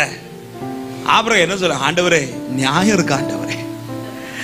அவன் சூப்பரா செலக்ட் பண்ணிட்டு வாழ்ந்துட்டு போயிட்டு இருக்கான், என்ன நடக்க விடுறீங்களே ஆண்டவரே. ஆனா ஆபிரகாம் முறுமுறுக்கல. வார்த்தை கேட்டவன், கர்த்தர் என்ன தாராரோ என்ன நடக்க விடுறாரா, நான் நடப்பேன், நான் நடப்பேன். திருப்தியா நடந்தான். பைபிள் சொல்லுகிறது, அவன் கால் மிதித்த இடத்தெல்லாம் கர்த்தர் ஆபிரகாமுக்கு ஆசீர்வாதமா கொடுத்தார். அதே நேரத்தில் ஒரு சத்தியம், அண்ணன் ஒருவர் எங்க சபையில் இதை பேசும்போது அந்த வார்த்தை ரொம்ப பலப்படுத்தினது. ஆபிரகாம நடக்க விட்டார், ஆனா ஈசாக்க நடக்க விடல. ஈசாக்கிட்ட வந்து சொல்றார், நீ இருக்கிற இடத்தை நான் உனக்கு ஆசீர்வாதமா தர்றேன். ஆமென். ஈசாக்க உட்கார வச்சு ஆசீர்வதிக்கிறார், யாக்கோப படுக்க வச்சு ஆசீர்வதிக்கிறார். யாக்கோபிட்ட வந்து சொல்றார், நீ படுத்திருக்கிற பூமியை நான் உனக்கு ஆசீர்வாதமா தருவேன். பெற்றோரே, உங்களை இன்னைக்கு ரொம்ப அலைய விடுறாருனா நாளைக்கு உன் பிள்ளைய உட்கார வச்சு ஆசீர்வதிக்க போறாருன்னு அர்த்தம். எத்தனை பேர் விசுவாசித்து தேவனுக்கு மகிமை செலுத்துறீங்க? ஹல்லேலூயா. எனவே கர்த்தர் தருகிற கொஞ்சமானாலும் அதுல திருப்தியா இருங்க. ஆமென். எத்தனை பேர் கர்த்தர் தந்த எல்லாவற்றிற்காக ஸ்தோத்திரம் சொல்ல முடியும்? இன்னைக்கு வீட்டுக்கு போன உடனே உங்க அசைன்மெண்டே இதுதான். போன உடனே உங்க புருஷனுக்காக ஸ்தோத்திரம் பண்ணுங்க. அவங்க கிட்ட போய் இல்ல, ஆண்டவர்கிட்ட. புருஷர்களே உங்க மனைவிக்காக, ஏன்னா அப்படியே சிரிப்பெல்லாம் ஸ்டாப் ஆயிட்டு. பெற்றோரே உங்க பிள்ளைகளுக்காக ஸ்தோத்திரம் பண்ணுங்க. பிள்ளைகளே உங்க பெற்றோருக்காக ஸ்தோத்திரம் பண்ணுங்க. உங்களுக்கு தந்திருக்கிற வீட்டிற்காக, வாடகை வீடோ சொந்த வீடோ, ஸ்தோத்திரம் பண்ணுங்க. அனாதையா விடல கத்துறவங்க, கூடாரத்துக்குள்ள தானே வச்சிருக்கிறார். ஸ்தோத்திரம் பண்ணுங்க. தினமும் சாப்பிடுறதுக்கு பிரியாணி கிடைக்காம இருக்கலாம், தினமும் சாப்பிடுறதுக்கு மீனும் கிடைக்காம இருக்கலாம், குடிக்கிறது கஞ்சியாவது தாராரா? ஸ்தோத்திரம் பண்ணுங்க. இருக்கிறதுல ஸ்தோத்திரம் பண்ணி பழகிப்பார், மேன்மையானவர்களை நீ சுதந்தரிப்பார். ஆமென். ஹல்லேலூயா. ஆமென். என்னை ரொம்ப பலப்படுத்தின ஒரு வார்த்தை மத்தேயு 14வது அதிகாரம் அதனுடைய அந்த பகுதியில் இருக்குது. 3 நாட்கள் ஜனங்கள் இயேசுவின் பாதத்திலிருந்து வார்த்தையை கேட்கிறாங்க. வார்த்தையை கேட்டு 3வது நாள் ஜனங்களுக்கு இப்போ எதுவுமே சாப்பிடவில்லை. சீஷர்கள் வந்து சொல்லிட்டாங்க, ஆண்டவரே 3 நாள் இவங்க எதுவுமே சாப்பிடல. ஜனங்களுக்கு பசிச்சுதோ இல்லையோ, பாஸ்டர்ஸுக்கெல்லாம் பசிச்சிருச்சு இல்ல. அதனால சீஷர்கள் வந்து சொல்லிட்டாங்க, ஆண்டவரே 3 நாள் அவங்க சாப்பிடல, அதனால இவங்களை இப்பவே அனுப்பி விட்டுட்டா நம்ம கையில் ஒரு 5 அப்பமும் 2 மீனும் இருக்கு. ஆளுக்கு 12 பேர் இருக்கிறோம்.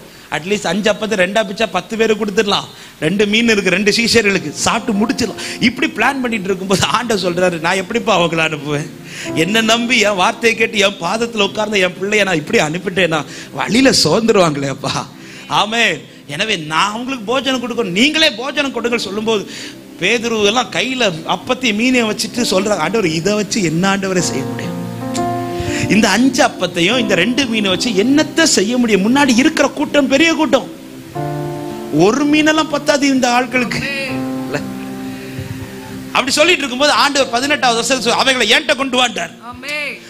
அவர் கையில வாங்கிட்டு அவர் செய்த காரியம் என்னை ரொம்ப ஆண்டவர் தியானிக்க வச்ச ஒரு பகுதி. அது கையில வாங்கிட்டு அவர் எல்லாரையும் பந்தியில உட்காரவைன்னு சொல்லிட்டு எல்லா கண்ணும் பார்க்கிறது போல அந்த அப்பத்தையும் அந்த 2 மீனையும் கரத்துல எடுத்து உயர்த்தி ஆசீர்வதிச்சார். யோவான் 6ல இருக்கு, அவர் கரத்தில் எடுத்து ஸ்தோத்திரம் பண்ணினார் என்று. சீஷர்கள் செய்ய தவறினது ஒன்றை ஆண்டவர் இங்க செய்து காண்பிக்கிறார். சீஷர்கள் கையில ஒண்ணுமே இல்லைன்னா நீ புலம்புறது ரைட்டுப்பா, உன் கையில 5 அப்பம் 2 மீனாவது இருக்குதுல்ல, நீ இதை வச்சு என்ன செய்திருக்கணும்? கொடுத்ததுக்காக ஸ்தோத்திரம் பண்ணிருக்கணும். அவர்கள் அதை செய்யவில்லை. அவர்கள் புலம்பிக் கொண்டிருக்கிற, இதை வச்சு என்ன செய்வேன், இதை வச்சு என் முன்னாடி இருக்கிற தேவையை நான் எப்படி சந்திப்பேன், இதை வச்சு என் பிள்ளை காரியத்தை எப்படி நடத்துவேன், இதை வச்சு நான் என்ன செய்ய போறேன் நாளைக்கு, இப்படி புலம்பிட்டு இருக்கும்போது என் கையில கொண்டு வந்து அவர் கையில வாங்கிட்டு எல்லா கண்ணும் பார்க்கறது மாதிரி ஸ்தோத்திரம் பண்றார். அவர் ஸ்தோத்திரம் பண்ணிட்டு கீழே இறக்குறாரு, 5 அப்பம் 5000 மாறுது. ஆண்டவர் ஒரு நாள் இது தியானிக்க வச்சிருக்கும்போது இப்படி அதுல ஒரு சத்தியத்தை ஆண்டவர் வெளிப்படுத்துறார். ஒருவேளை பேதுரு போய் கையில கழிச்சிட்டு சொல்லியிருப்பார், ஆண்டவரே 2 மீன் தான் ஆண்டவரே இருக்கு, 5 அப்பம் தான் இருக்குதான், இதை வச்சு என்ன ஆண்டவர் செய்? ஏ பேதுருவே, உன் ஆரம்பத்தை நீ நினைச்சேனா இன்னைக்கு இருக்கிற இந்த 2 மீனுக்கா நீ ஸ்தோத்திரம் பண்ணிருப்ப. உன் ஆரம்பம் என்ன? நான் உன்னை தேடி வரும்போது நீ என்ன சொன்ன? ராம் முழுதும் பிரயாசப்பட்டேன், என் வலையில ஒரு சின்ன நெத்தலி கூட வரல ஆண்டவரே, ஒரு மீன் கூட இல்ல. நான் வரும்போது நீ தலை குனிந்து வலையை அலசி கொண்டிருந்தாய், ஒண்ணு இல்லாமல் அலசி கொண்டிருந்த உன் வலையை நிரப்பி உன்னை இதுவரை கொண்டு வந்திருக்கிறேன். இன்னைக்கு உன் கையில் 2 மீனாவது இருக்குது, இதை வைத்து உன் தலைமுறையை நடத்த மாட்டேன். ஆமென். எத்தனை பேருங்க? அதான் நான் ஆராதனையில கேட்டேன், என்னுடைய ஆரம்பத்தை பார்க்கும்போது இன்னைக்கு கர்த்தர் என்ன நல்லாதான் வச்சிருக்கிறார் சொல்றவங்க மட்டும் கரத்தை உயர்த்தி ஆமென் என்று சொல்லுங்க பார்க்கலாம். இருக்கிறதுக்காக ஸ்தோத்திரம் பண்ணுங்க. இருக்கிறதுல எவன் ஒருவன் ஸ்தோத்திரம் பண்ணுகிறானோ அவன் தலைமுறை திருப்தியாகத்தக்கதை கர்த்தர் நடத்துவார். எனவேதான் ஆபிரகாம் பஞ்சத்துல எகிப்துக்கு போனா, ஆனா ஈசாக்கு எகிப்துக்கு போக விடல ஆண்டவர். நீ இருக்கிற இடத்துல நான் உன்னை ஆசீர்வதிப்பேன்டார். பஞ்சத்துல விதைக்கிறான், எத்தனையோ பேர் விதை விதைத்து பார்த்தார்கள், யாருக்கும் பலன் கிடைக்கவில்லை. ஆனால் ஈசாக்கு விதைத்த போது 100 மடங்கு பலன். ஏன்னா ஆபிரகாம் திருப்தியாய் வாழ்ந்தார். தேவன் அனுமதித்ததுல, தேவன் தந்ததுல ஸ்தோத்திரம் பண்ணி பழகுங்க. என் தகப்பனாருடைய சாட்சியில ஒரு முக்கியமான ஒரு சாட்சியில ஒண்ணு அதுதான். அவங்க சொல்லும் போதெல்லாம் அவங்க கண்ணுல இருந்து கண்ணீரா வரும். ஆமென். அவங்க 19 வயதுல ரட்சிக்கப்பட்டார்கள். 19 வயதுல ரட்சிக்கப்பட்ட அவங்க ஒரு தேவனை அறியாத குடும்பத்தில் பிறந்து வளர்ந்து. தெரியும் எங்க தகப்பனாருடைய சாட்சி சிலருக்கு. கேரளாவை சேர்ந்தவர்கள், திருவல்லாவை சேர்ந்தவர்கள். 19 வயதில் அந்த உண்மையான தெய்வத்தை அறிந்ததும் அடுத்த நாள் காலையில எழும்பி எல்லா தெருவுலையும் போய் சொல்றாங்க, மெய்யான தேவன் என்கிட்ட பேசினார். இதனால என்ன ஆயிடுச்சுன்னா, அந்த ஊரார் பகைச்சாங்க, வீட்டார் பகைச்சாங்க, யாரும் பேச மாட்டார். இப்ப தினமும் அப்பாவுக்கு சாப்பாடுனா ஒரு குறிப்பிட்ட நேரத்துல ஒரு பிளேட்ல அவங்க டேபிள்ல வச்சிருப்பாங்க. அந்த டைம்ல வந்து அவங்க சாப்பிட்ட அந்த சாப்பாடு உண்டு, எக்ஸ்ட்ராலாம் கிடைக்காது. அந்த டைம் தாண்டிடுச்சுன்னா அந்த சாப்பாடும் கிடைக்காது. அப்பாவுக்கு அந்த ரட்சிக்கப்பட்ட ஆரம்பத்தில், ஏன்னா வீட்டில் யாரும் பேச மாட்டாங்க, யாரும் அங்கீகரிக்கல. ஸோ எங்கேயாவது மீட்டிங் நடக்குது அல்லது கன்வென்ஷன் நடக்குதுன்னா எங்கள் அப்பா எவ்வளோ தூரம் ஆனாலும் நடந்து போயிடும். அந்த ரட்சிக்கப்பட்ட ஆரம்பத்தில் அது வாலிப நாட்கள்னால ரொம்ப வைராகி. அப்போ ஒரு குறிப்பிட்ட ஏரியாவில் 3 நாள் கன்வென்ஷன் நடக்குது. அந்த 3 நாள் கன்வென்ஷன் ஒரு தெருவில் எண்டில் நடக்குது. அந்த 3 நாள் கன்வென்ஷன் காலையிலையும் மாலையிலையும் நடக்குது. ஒரு நாள் காலையில் மீட்டிங் போயிட்டு அது மத்தியானம் முடியறதுக்கு ஒரு 2 மணி ஆயிடுச்சு. முடிச்சு அங்கே சாப்பாடு இருக்குன்னு பார்த்தா அங்கே சாப்பாடு இல்லை. எங்கள் அப்பா வீட்டுக்கு வந்துட்டான். வீட்டுக்கு வரும்போது எங்கள் அப்பா தெரிஞ்சிச்சு, இன்னைக்கு கண்டிப்பாக எனக்கான பிளேட் அங்கே இருக்கா. ஆனாலும் ஒரு நம்பிக்கையோடு வந்தாங்க. சரி மீட்டிங் தானே போயிட்டு வரோம், ஆண்டவர் ஏதாவது அதிசயம் செய்வார் சொல்லிட்டு வீட்டில் வந்து பிளேட்டில் சாப்பாடு இருக்குதான்னு பார்த்தா டேபிளில் பிளேட்டில் தெரிஞ்சிடுச்சு, சாப்பாடை மாற்றிட்டான். சரி கிச்சனில் போய் பாத்திரத்தில் ஏதாவது இருக்குதா பார்ப்போம்னு சொல்லிட்டு கிச்சனில் போய் ஒவ்வொரு பாத்திரத்தையாக திறந்து பார்க்குறாங்க. எல்லா பாத்திரமும் காலியாக இருக்கு, எந்த பாத்திரத்திலுமே சாப்பாடு இல்லை. எங்கள் அப்பாவுக்கு பயங்கரமான பசி. ஆனால் அந்த இடத்துல என் தகப்பனார் முறுமுறுக்கல. அவங்க ரூமுக்குள்ளே வராங்க. அவங்க ரூமுக்குள்ளே ஒரு மண்பானையில் கொஞ்சம் தண்ணி இருக்குது, அதுக்கு மேலே ஒரு கப்பு. அந்த கப்பில் தண்ணி எடுத்துட்டு, ஏன் ஆண்டவரே எனக்கு இப்படி அனுமதிச்சிங்க அப்படின்னு கேட்கல. இன்னைக்கு நீர் எனக்கு தந்த ஆகாரத்துக்காக ஸ்தோத்திரம் சொன்னாங்களா. அவங்க சொல்லும் போது அவங்க கண்ணில் இருந்து கண்ணீர் அந்த தண்ணியில் விழுந்துச்சான். ஸ்தோத்திரம் பண்ணிட்டு அந்த தண்ணீரை குடிச்சிட்டான். கொஞ்ச நேரம் ரூமில் ரெஸ்ட் எடுத்துட்டு ஈவினிங் கன்வென்ஷன் இருக்குது, திரும்ப போகணும். அன்னைக்கு என்ன பண்ணிட்டாங்க, இதான் சாப்பிடல, கொஞ்சம் சீக்கிரமாக கன்வென்ஷன் போகலான்னு சொல்லிட்டு அவங்க சீக்கிரமாக புறப்பட்டு அந்த கன்வென்ஷன் போகிறாங்க. அந்த கன்வென்ஷன் ஒரு தெருவில் நடக்குது. அந்த தெருவில் அவங்க என்ட்ராகும் போது அந்த தெருவுனுடைய ஃபர்ஸ்ட்ல ஒரு வீடு இருக்குது. அந்த வீட்டில் ஒருத்தர் வெளியில் நின்று எங்கள் அப்பா இப்படி பார்த்துட்டே இருக்கிறார். எங்கள் அப்பா இப்படி அவர் உத்து பார்க்குறார். பார்த்துட்டு ஓடி வந்து கேட்டார், எங்கே போகிறேன்னு கேட்டார். கன்வென்ஷனுக்கு போகிறேன், இங்கே வான்னு சொல்லிட்டு அப்பா கையை பிடிச்சி தர தர தர தரன்னு வீட்டுக்குள்ளே எடுத்துகிட்டு போகிறார். எங்கள் அப்பாவுக்கு கன்ஃபார்ம் ஆகிட்டு அடி. ஏன்னா எல்லாம் ஊராரே பகைச்சு நிற்கிறான். இந்த இடத்துல இப்போ இவன் அடிக்க தான் கூட்டிகிட்டு போகிறான்னு எங்கள் அப்பா ஸ்தோத்திரம் பண்ணிட்டு இருக்கிறாங்க. வீட்டுக்குள்ளே கூட்டிகிட்டு போனவர் ஹாலுக்குள்ளே கூட்டிகிட்டு போகிறார். ஹாலை தாண்டி டைனிங் டேபிளுக்குள்ளே கூட்டிகிட்டு போகிறார். டைனிங் டேபிள் கிட்ட கூட்டிகிட்டு போய் டைனிங் டேபிளில் போய் உட்கார வைக்கிறார். உட்கார வச்சுட்டு இப்போ இரு நான் வாரேன்னு சொல்லிட்டு ஓடி போய் ஒரு இலை எடுத்துகிட்டு வந்தார். எங்கள் அப்பாவுக்கு முன்னாடி விரிக்கிறார். ஒரு 5-6 கூட்டு, அந்த கூட்டை எடுத்து முன்னாடி விளம்புறார். எங்க அப்பாவுக்கு ஒண்ணுமே புரியல. எங்க அப்பா, ஐயா நீங்க ஆளை மாத்தி நீ முதல்ல சாப்பிடு, அதுக்கப்புறம் பேசலாம். சரி கிடைச்ச சாப்பாடு எதுக்கு விடணும் இருந்து சொல்லி 5 கூட்டு சோறு வைக்கிறார். பருப்பு ஊத்துறார், சாம்பார் ஊத்துறார், ரசத்தை ஊத்துறார். முடிச்சு நல்ல ஒரு அடை பாயசமும் ஊத்தி எங்க அப்பா திருப்தியா சாப்பிட்டு முடிச்சுட்டு அவர்கிட்ட கேட்டார், ஐயா சரியான ஆளை தான் கூப்பிட்டீங்களா, என்னதான் தூக்கிட்டு வந்தீங்களா, எனக்கு தான் இந்த சாப்பாடான்னு கேட்டப்போ அவர் ஒரு சாட்சி சொன்னார். நேற்றைக்கு இரவு நான் செபிக்கும் போது கர்த்தர் தரிசன ஒரு காரியத்தை எனக்கு வெளிப்படுத்தினார். நாளைக்கு இந்த கன்வென்ஷன் கூட்டத்தில் சாயங்காலத்தில் யார் முதல் வராங்களோ அவங்கள கூப்பிட்டு நீ உன் வீட்டில் விருந்து கொடுக்கணும்னு ஆண்டவர் பேசியிருக்கிறார். நான் அதான் வெயிட் பண்ணிட்டே இருந்தேன். நீ தான் முதல்ல வந்த, அதான் உன்கிட்ட வந்து கேட்டேன் எங்க போறேன்னு. நீ கன்வென்ஷன் போறேன்னு சொன்னதும் உன்னதான் கூப்பிட்டு வந்து இப்ப நான் சந்தோஷமாயிட்டேன். கர்த்தர் சொன்னதை செய்துட்டேன்னு சொன்னது என் தகப்பனார் ஆனந்த கண்ணீரோட ஆண்டவருக்கு நன்றி செலுத்தினாங்க. ஆமென். இதுக்கு தான் ஆண்டவரை அப்படி அனுமதிச்சிங்களா, இதுக்கு தான் நீ இது எனக்கு தந்தீரா. ஆனா இயேசுவின் நாமத்துல இன்னைக்கு தலைமுறைகளாகி நாங்க சாட்சியா சொல்ல முடியும். என் தகப்பனார் ஆரம்பத்தில் அதிகம் பட்டினி இருந்தார்கள். அவருடைய ஊழியத்தில் அதிகம் அலைந்தார்கள். அநேக நாட்கள் பட்டினியில் இருந்திருக்கிறார். ஆமென். நான் அதை ரொம்ப அனுபவிக்கவில்லை, ஆனால் என்னுடைய சகோதரர்கள் அனுபவித்திருக்கிறார். எனக்கு அறிவு வந்த காலத்துக்கு பிறகு ஆண்டவர் கிருபையினால் அப்படி விடவில்லை. ஆனால் இன்னைக்கு தலைமுறைகளாகிய நாங்க சொல்ல முடியும், நீதிமானுடைய சந்ததியை அவர் அப்பத்துக்கு அலைந்து தெரிய விடவே மாட்டார். ஆமென். சில நேரத்தில் பெற்றோரை சில பாதையில் நடத்தும் போது, பெற்றோரை நீங்க நடந்துருங்க, அதுல நடந்துருங்க. ஈசாக்கு நீ ஏன் இன்னைக்கு இவ்வளவு ஆசீர்வாதமா இருக்கிறேன்னு கேட்டா ஈசாக்கு என்ன சொல்லுவா தெரியுமா? என் அப்பா அன்னைக்கு அவ்வளவு நடந்தாரியா. இன்னைக்கு நாங்க சொல்லுவோம், எங்கள் ஊழியத்தின் ஆரம்பத்தில் ஆண்டவர் வந்து எங்களை நல்லா வச்சிருக்கிறார். ஆனா இந்த மேன்மை எல்லாம் என் தகப்பனார் தன்னுடைய ஊழியத்துல கடைசியில தான் பார்த்தாங்க. இன்னும் சொல்ல போனா என் தகப்பனார் இந்த பூமியில இந்த தேசத்துல யாருக்கும் அதிகம் தெரியாது. ஆனா எங்க ஊழியத்தில குறித்து மனத்தாழ்மையா சொல்றேன், அநேகருக்கு தெரியும் விதமாய் தான் கர்த்தர் வைத்திருக்கிறார். ஆனா நான் சொல்லுவேன், இது என்னால் உண்டானது அல்ல, என் தகப்பன் விதைத்த விதை இன்னைக்கு நாங்கள் அறுத்து கொண்டிருக்கிறோம். என் தகப்பனுடைய கீழ்ப்படிதலும், என் தகப்பனுடைய அர்ப்பணிப்பும், என் தகப்பனும் திருப்தியாய் வாழ்ந்தது நிமித்தமும் இன்னைக்கு நாங்க அனுபவிச்சுட்டு இருக்கிறோம். அதே இது எனக்கு ஒரு எச்சரிப்பு. ஏன்னா இப்ப எனக்கு பிள்ளைங்க இருக்கிறாங்க. உன் தகப்பன் நடந்த உண்மை உன்னை ஆசீர்வதிக்குது. நீ நடக்கிற உண்மை உன் தலைமுறை ஆசீர்வதிக்கும். ஹல்லேலூயா. ஆமென். ஆமென். அடிமாறிராதீங்க. என்ன கொடுத்திருக்கிறாரோ ஸ்தோத்திரம் பண்ணு சபையே. உங்களை விட ஒருத்தங்களுக்கு சில நேரத்தில் கச்ச கொஞ்சம் அதிகம் கொடுத்தது போல உங்களுக்கு கண்ணுக்கு முன்னாடி தெரியும். உடனே பொறாமப்படாதீங்க. உங்களை விட கர்த்தர் ஒருத்தங்களை உயர்த்திட்டாங்களா, அதுக்காக ஸ்தோத்திரம் பண்ணுங்க. உங்க கூட ஆராதிக்கிறவங்களை கர்த்தர் உங்களை விட கொஞ்சம் மேன்மையா வச்சிருக்கிறாங்க, ஸ்தோத்திரம் பண்ணுங்க. பார்த்து பொறாமப்படாதீங்க. நீ அவனை பார்த்து ஸ்தோத்திரம் பண்ணுவேன்னா நாளைக்கு உன்னையும் கர்த்தர் அதை விட மேன்மையா உயர்த்த வல்லவரா இருக்கிறார். ஆமென். பார்த்து ஸ்தோத்திரம் பண்ணுங்க. நம்முடைய பிரச்சனையே நமக்கு தந்தது அதிகம் பார்க்க மாட்டோம், அடுத்தவனுக்கு கொடுக்கிறது தான். நம்ம சிம்பிளா சொல்லணும்னா, எக்ஸாம் எழுதி பேப்பர் கிடைச்ச உடனே நம்ம பேப்பரை பார்க்கிறோமோ இல்லையோ, பக்கத்துல இருக்கிற பேப்பரை தான் ஃபர்ஸ்ட். ஏன்னா அவன் ஃபெயில் ஆயிட்டுன்னு தெரிஞ்சு நம்ம பேப்பர் ஃபெயில் ஆச்சுன்னா நமக்கு ஒரு சந்தோஷம்.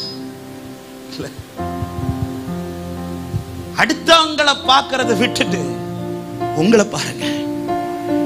உங்க ஆரம்பத்தை வச்சு பார்க்கும்போது இன்னைக்கு கர்த்தர் உங்களை ஆசீர்வாதமா தாங்க வச்சிருக்கிறார், நல்லா தாங்க வச்சிருக்கிறார். ஒண்ணு இல்லாத ஒண்ணை இதுவரை கொண்டு வந்து இன்னைக்கு கையில இந்த 2 மீனாவது இருக்குதே பேதுருவே, ஒண்ணு இல்லாத ஒன்னையே இதுவரை கொண்டு வந்துட்டேனா இந்த 2 மீனை வச்சு ஒரு தலைமுறையை நடத்திய ஆண்டவர் போதுமானவராக இருக்கிறார். வலது கரத்தை உயர்த்தி ஆமென் என்று சொல்லுங்க பார்க்கலாம். உங்க கைகள் கூறுகவில்லை, உம்மால் கூடாதது எதுவும் இல்லை. உங்க கைகள் கூறுகவில்லை, உம்மால் கூடாதது எதுவும் இல்லை. உம்மால் கூடாதது எதுவும். நாம் அடுத்தவங்களை பார்க்க தொடங்கிட்டோம்னா நம்முடைய வழி இடறிடும். சவுல் தாவீது மேல ஃபுல் ஃபோக்கஸா இருந்துச்சு. அதனால அவன் தன்னை தானே காத்துக்கொள்ள முடியவில்லை. சத்துரு ஈஸியா வந்து அட்டாக் பண்ணிட்டான்,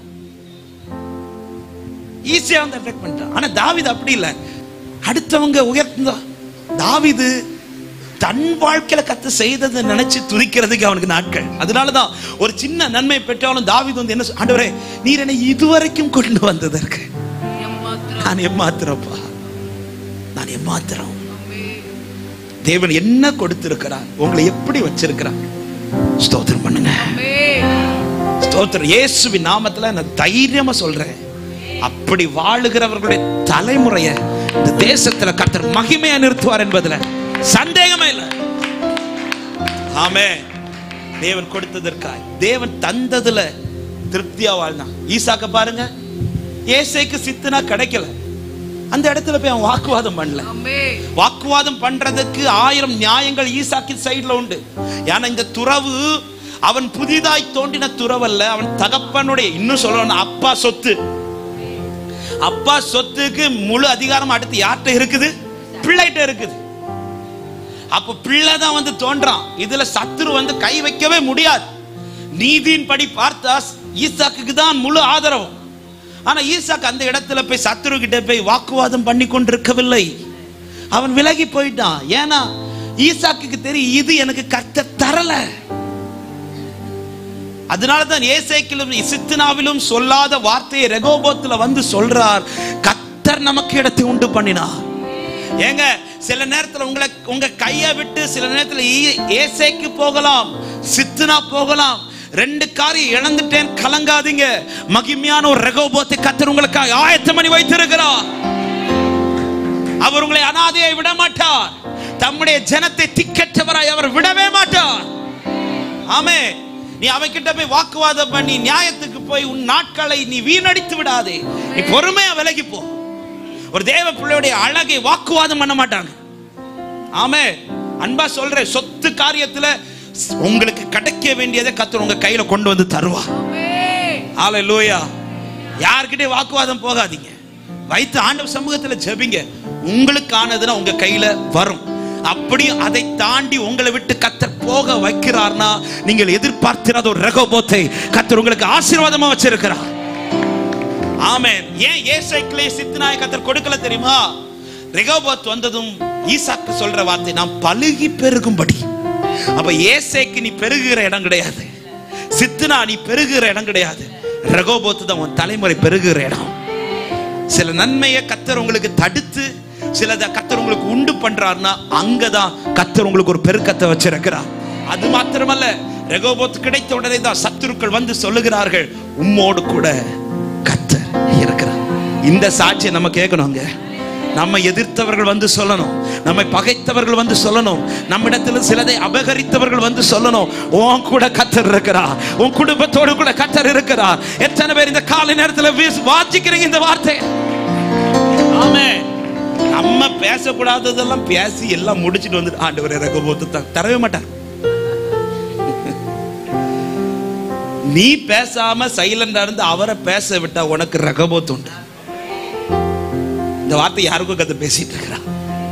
நீ போய் வாக்குவாதம் பண்ணாத, அவர் பேசுவார். அவர் பேசும்போது அவர்களை கொண்டு பேச வைப்பார். உன் கூட கர்த்தர் இருக்கிறார். ஹல்லேலூயா. யாக்கோபு இப்பொழுது ஏசா வந்து ஏசாவை பார்க்க போன ஏசா சொல்ற, நீ என் கூட இரு, உனக்கு என்ன தேவையை நான் செய்யறேன்னு சொல்லும் போது யாக்கோபு சொல்றான், கர்த்தர் என்ன நல்லா வச்சிருக்கிறார், திருப்தியா வச்சிருக்கிறார். வெறும் கோலும் கையுமாய் போன என்ன கர்த்தர் 2 பரிவாரங்களுக்கு சொந்தக்காரராய் கொடுத்ததுல திருப்தி. திருப்தி. இப்படிப்பட்டவர்கள் வாழ்க்கையில அவர்களுடைய தேவன் நினைவுப்பட அவர் வெட்கப்படவில்லை. 2 காரியத்தை வேகமா சொல்லி முடிக்கிறேன். 3வது, தேவன் அழைத்த அழைப்பிலே நிலைத்திருந்தார்கள். இது ரொம்ப ரொம்ப முக்கியம். காரணம் 1 கொரிந்தியர்ல பவுல் எழுதும்போது சொல்லுகிறார், 7:20 தெரிந்த வசனங்கள், அவனவன் தான் அழைக்கப்பட்ட நிலைமையிலே நிலைத்திருக்க கடவன். தேவன் எல்லாரையும் அழைத்திருக்கிறார். அவர் அழைத்ததினால் மாத்திரமே இன்று நாம் தேவ சமூகத்தில் இருக்கிறோம். எவர்களை அவர் முன்குறித்தாரோ அவர்களை கர்த்தர் அழைத்திருக்கிறார். எத்தனை பேர் சொல்ல முடியும், நான் அவரால் அழைக்கப்பட்டு வந்திருக்கிறேன் சொல்றவங்க மட்டும் ஆமென் சொல்லுங்க பார்க்கலாம். அவருடைய அழைப்புல உறுதியா இருக்கணும். ஆபிரகாமும் சரி, ஈசாக்கும் சரி, ஆமென், யாக்கோபும் சரி, தேவன் என்ன நோக்கத்துக்கு அழைத்தாரோ அதுல உறுதியா இருந்தார்கள். எனவேதான் கர்த்தர் அவர்கள் மூலமாய் அவருடைய தேவன் என்று அவர் தேசத்திலே அறியப்பட்டார். ஆபிரகாமும் கர்த்தர் அழைத்த அழைப்பு எதற்கு அழைத்தார்?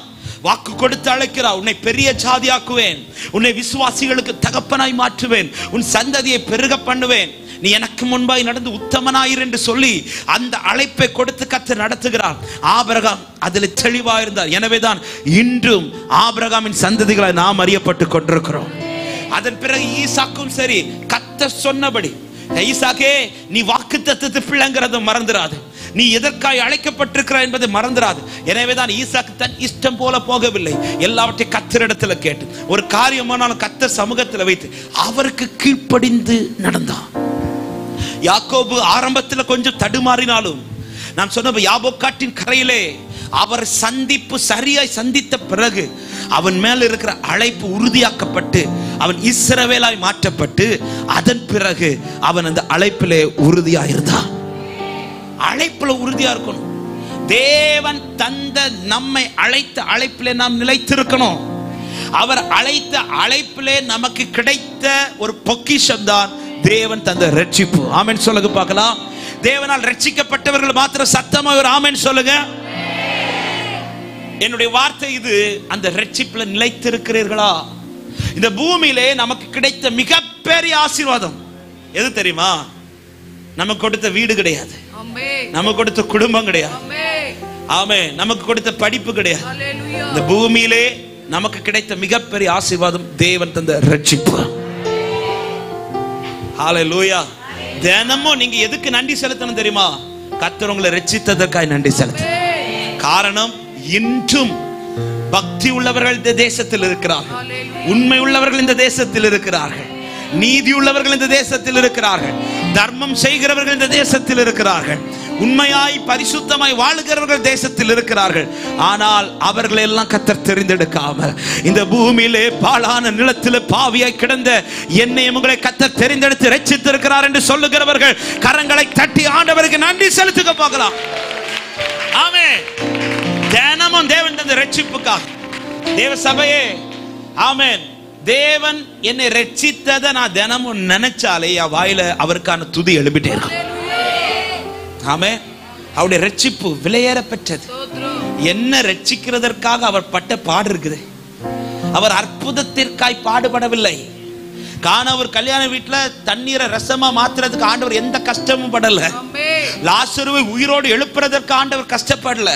விதவையின் மகனை உயிரோடு எழுப்புறதுக்கு ஆண்டவர் கஷ்டப்படல. ஆமென். பேதுருவின் மாமிய ஜுரத்திலிருந்து எழுப்புறதுக்கு ஆண்டவர் கஷ்டப்படல. எந்த ஒரு அற்புதத்தையும் செய்ய ஆண்டவர் கஷ்டப்படல. ஆனா என்னையும் உங்களை ரட்சிப்பதற்காக அவர் கல்வாரியில எனக்காய் அடிக்கப்பட்டார். ஆமென்.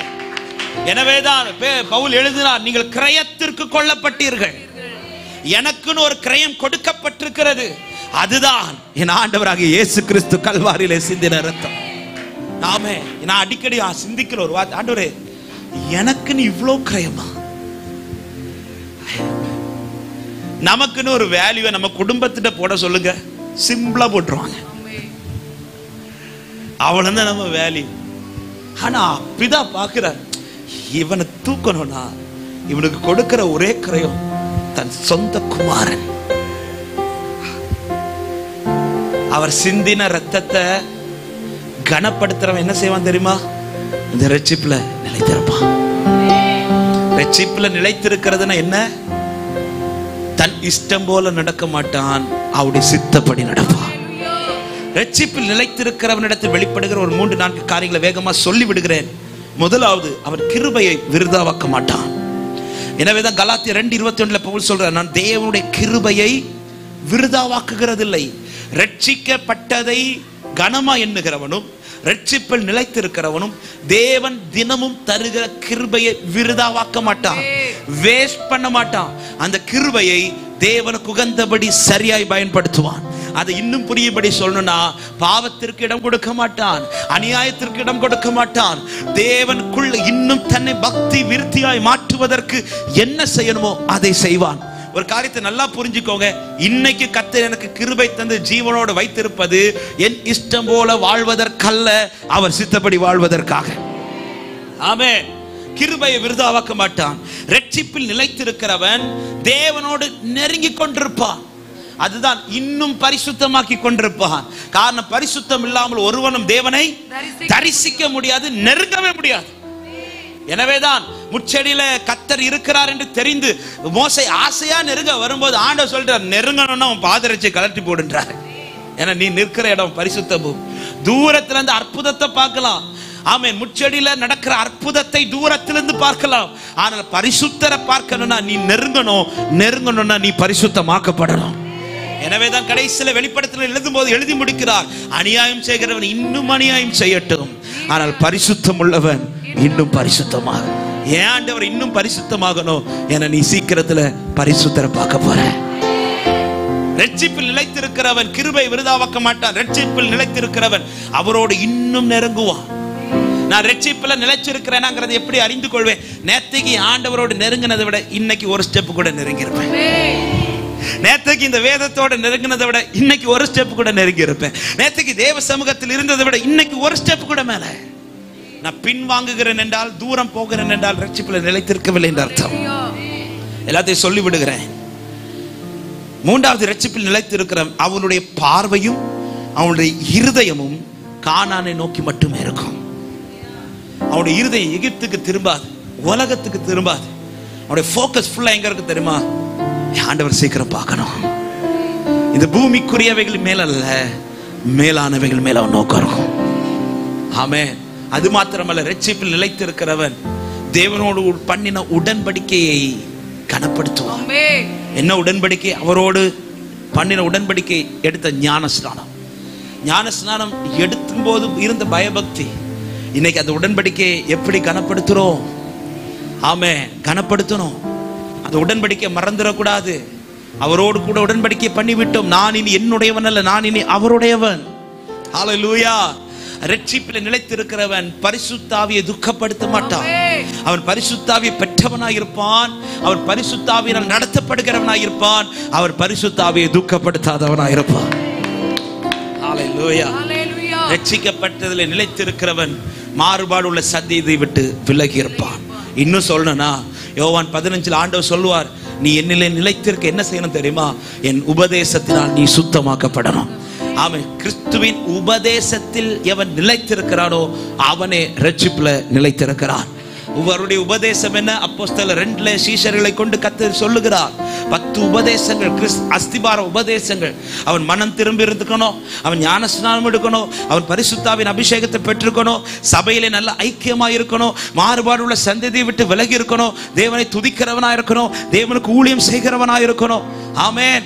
ஒருவரை ஒருவர் ஜெபத்தில் தாங்குகிறவனா இருக்கணும், தேவனோடு மனுஷனோடும் நல்ல ஐக்கியம் உள்ளவனா இருக்கணும். ஆமென். அவன் தான் ரட்சிப்புல நிலைத்திருக்கிறவன். இதுல எங்க நான் லேக் ஆகிறேனோ, எங்க குறைகிறேனோ, நான் பின்வாங்கி கொண்டிருக்கிறேன் என்ற அர்த்தம். சபையே, ரட்சிப்பில நிலைத்திருக்கிறவனே அவன் வாழ்க்கையில மகிமைப்பட ஏதுவா இருக்கிறான். கடைசி ஒரு வார்த்தையை சொல்லி முடிக்க விரும்புகிறேன். அந்த எபிரேயர் 11வது அதிகாரம் அதனுடைய 16வது வசனத்தை வாசியுங்கள், நாம் ஜெபிக்கலாம். அதை அல்ல அதிலும் மேன்மையான பரம தேசத்தை விரும்பினார்கள். பரம தேசத்தை விரும்பினார்கள். ஆகையால் தேவன் அவருடைய தேவனைப்பட வெட்கப்படுகிறதில்லை. அவர்களுக்கு ஒரு நகரத்தை ஆயத்தம் பண்ணினார். அவர்களுக்காக ஒரு நகரத்தை கர்த்தர் ஆயத்தம் பண்ணினாரே. ஆமென். அவர்கள் எதின் மேல ரொம்ப போக்கஸா இருந்தாங்கன்னா, இந்த பூமியிலே கர்த்தர் வைத்த நன்மைகளின் மேல அல்ல, தாங்கள் காணாத அந்த நித்தியத்தின் மேல. ஹல்லேலூயா. அவர்களுக்கு வாக்குத்தத்தம் பண்ணப்பட்ட 13வது வசனத்தில் இப்படி சொல்லப்படுகிறது, வாசிங்கள். இவர்கள் எல்லாரும் யாருன்னா, ஆபிரகாம், ஈசாக்கு, யாக்கோபு, இவர்கள் எல்லாரும் தூரத்திலே வாக்குத்தத்தம் பண்ணப்பட்டவைகளை அடையாமல், தூரத்திலே அவைகளை கண்டு. என்னங்க வாக்குத்தத்தம் பண்ணப்பட்டவைகளை அடையாமல்? ஆபிரகாம் வாழ்க்கையை பார்த்தா அவர் சொன்னபடி நடந்திருக்கும். ஈசாக்கின் வாழ்க்கையை பார்த்தா அவர் சொன்னபடி நடந்திருக்குது. யாக்கோபின் வாழ்க்கையை பார்த்தா சொன்னபடி நடந்திருக்கு. ஆனா இங்க பைபிள் சொல்லுது, அவர்கள் வாக்குத்தத்தம் பண்ணப்பட்டவைகளை அடையாமல் என்று. அது என்ன வாக்குத்தத்தம் பண்ணப்பட்டவைகளை அடையாமல்? இந்த பூமிக்குரிய நன்மைகள் அல்ல, தூரத்திலே அவைகளை கண்டனா அவர்கள் காணாத ஒரு வாக்குத்தத்தம் இருக்கிறது. ஆமென். நமக்கும் அநேக வாக்குத்தத்தங்கள் இந்த பூமியிலே காணும்படி கர்த்தர் தந்திருக்கிறார். அதை சுதந்தரித்துக் கொண்டிருக்கிறோம். ஆனால் எல்லாவற்றை விட மேலானது ஒரு வாக்குத்தத்தம் நமக்கு இருக்கிறது. அதுதான் நித்திய ஜீவனை நமக்காய் கர்த்தர் வைத்திருக்கிறார்.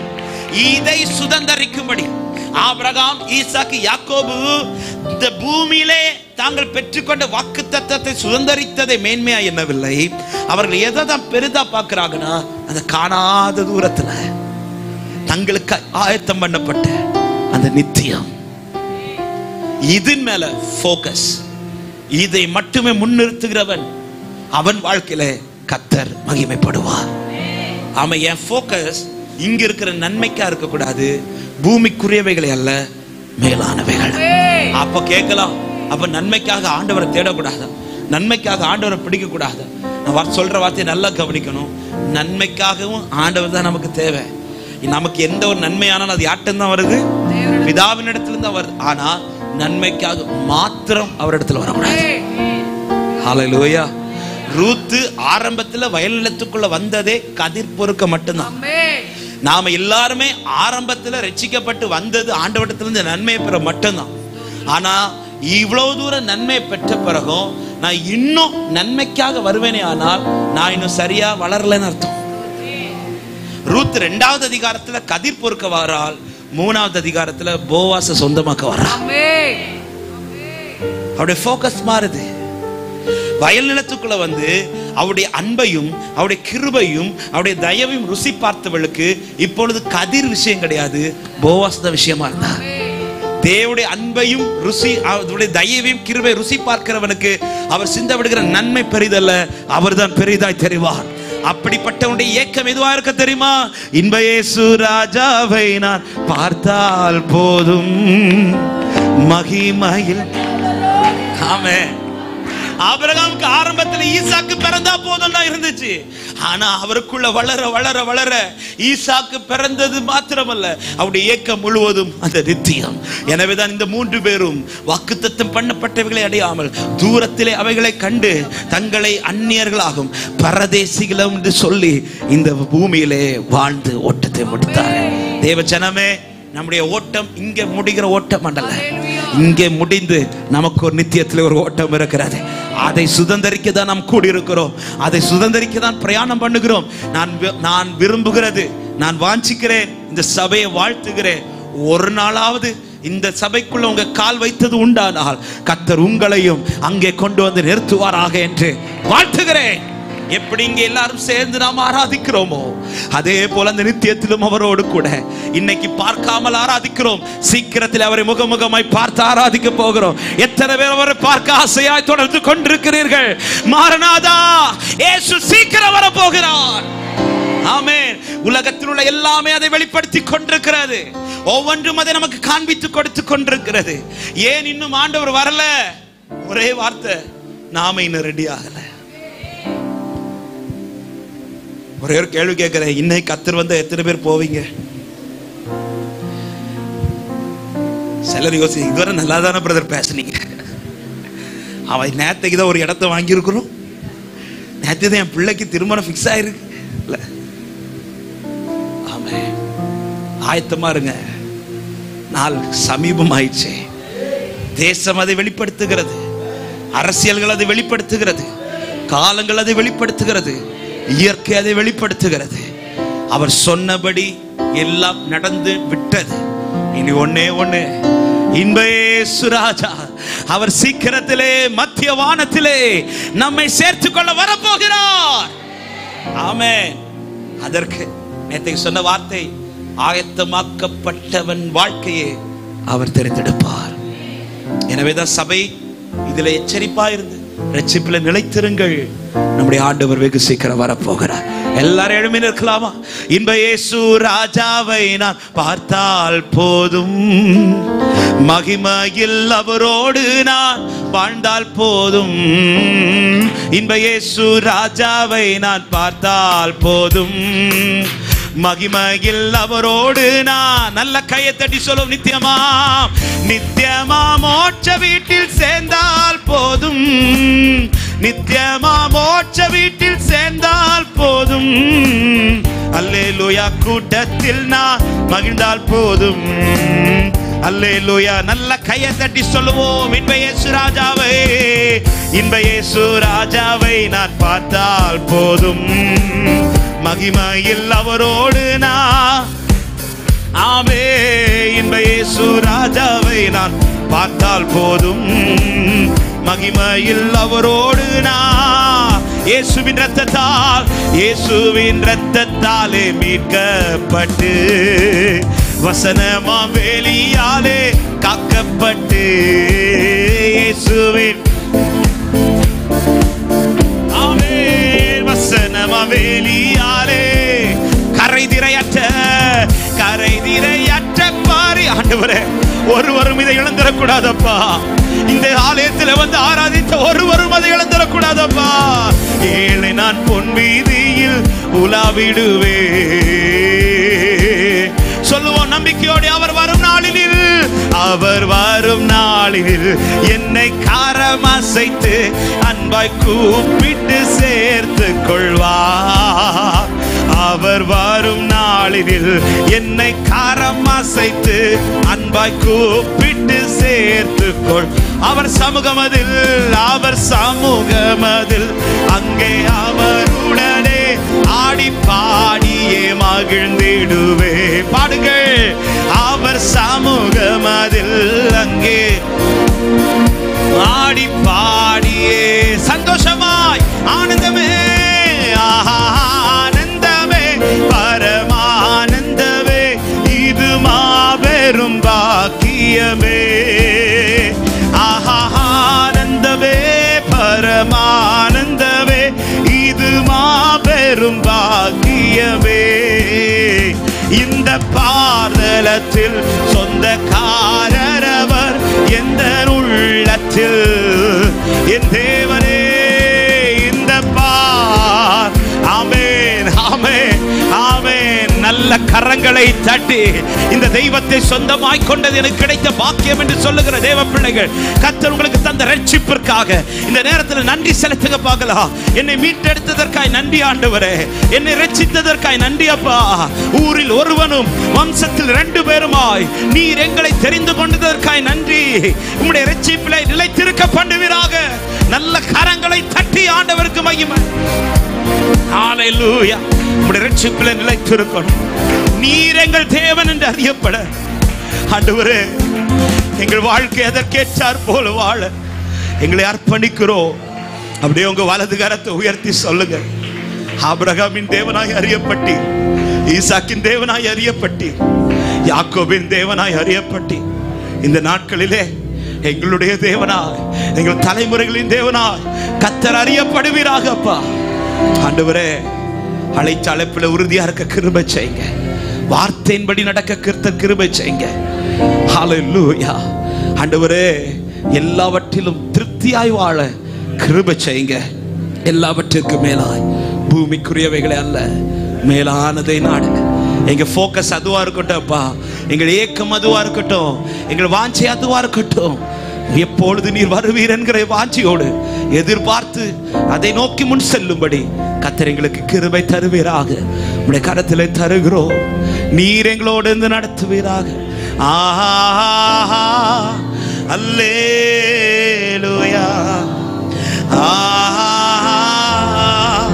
அல்லேலூயா, அல்லேலூயா.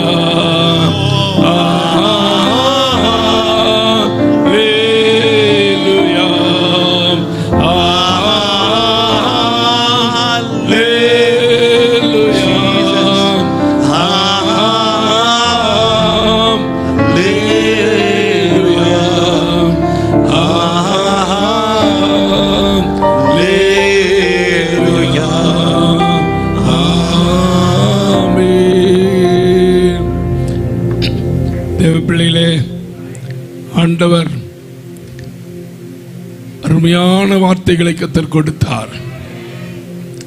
ஆமென். நாம் எப்படிப்பட்ட வாழ்க்கை வாழ்ந்து கொண்டிருக்கிறோம்? ஆண்டவருக்கு பிரியமான வாழ்க்கை வாழ்ந்து கொண்டிருக்கிறோமா? அல்லேலூயா. நாம் வெட்கப்பட்டு போவதே இல்லை. ஆமென். நம் தலையை உயர்த்துகிற ஆண்டவர் கர்த்தர் நம்மோடு கூட இருக்கிறார். ஆமென். அல்லேலூயா. அவர் நன்மையான காரியங்களையே நம்முடைய வாழ்க்கையில செய்கிறார். கிருபையானவைகளை கர்த்தர் பொழிய செய்கிறவர். ஹல்லேலூயா, ஹல்லேலூயா. ஆமென். நான் உங்களை திக்கற்றவர்களாக விடேன் என்று சொன்னவர் இதுவரைக்கும் கரம் பிடித்து நடத்தினாரே. கரங்களை தட்டி கரங்களை தட்டி கரங்களை தட்டி கர்த்தருடைய நாமத்தை நாம் உயர்த்துவோமா? ஆமென். தேவ பிரசன்னத்தையும் தேவ மகிமையும் அப்படியே நாம் சுதந்திரித்துக் கொண்ட ஆமென் இந்த காரியங்களை நம்முடைய இல்லத்திலே நிரப்பணும், இந்த தேசத்திலே நிரப்பணும். நீ அறியப்பட்டு வாழணும், இயேசுவை வெளிப்படுத்தணும். ஹல்லேலூயா. கிறிஸ்துவுக்குள் ஒருவன் இருந்தால் அவன் புது சிருஷ்டியாய் இருக்கிறான். பழையவெல்லாம் ஒளிந்து போய் எல்லாம் புதிதாக்கப்பட்டது. இந்த ஆராதனை முடித்து நீ உன்னுடைய இல்லத்தில் போகும்போது எல்லாம் புதியவைகளாய் மாறுவதாக. உனக்குள்ள இருந்து கிறிஸ்து வெளிப்படுவாராக. ஹல்லேலூயா. சாட்சியாய் வாழ ஒப்புக்கொடு. இந்த 4வது பாகத்துக்காய் ஒரு விசை கூட ஆண்டவருக்கு நன்றி சொல்லுவோமா? ஹல்லேலூயா, ஹல்லேலூயா. ஒரு விசை கூட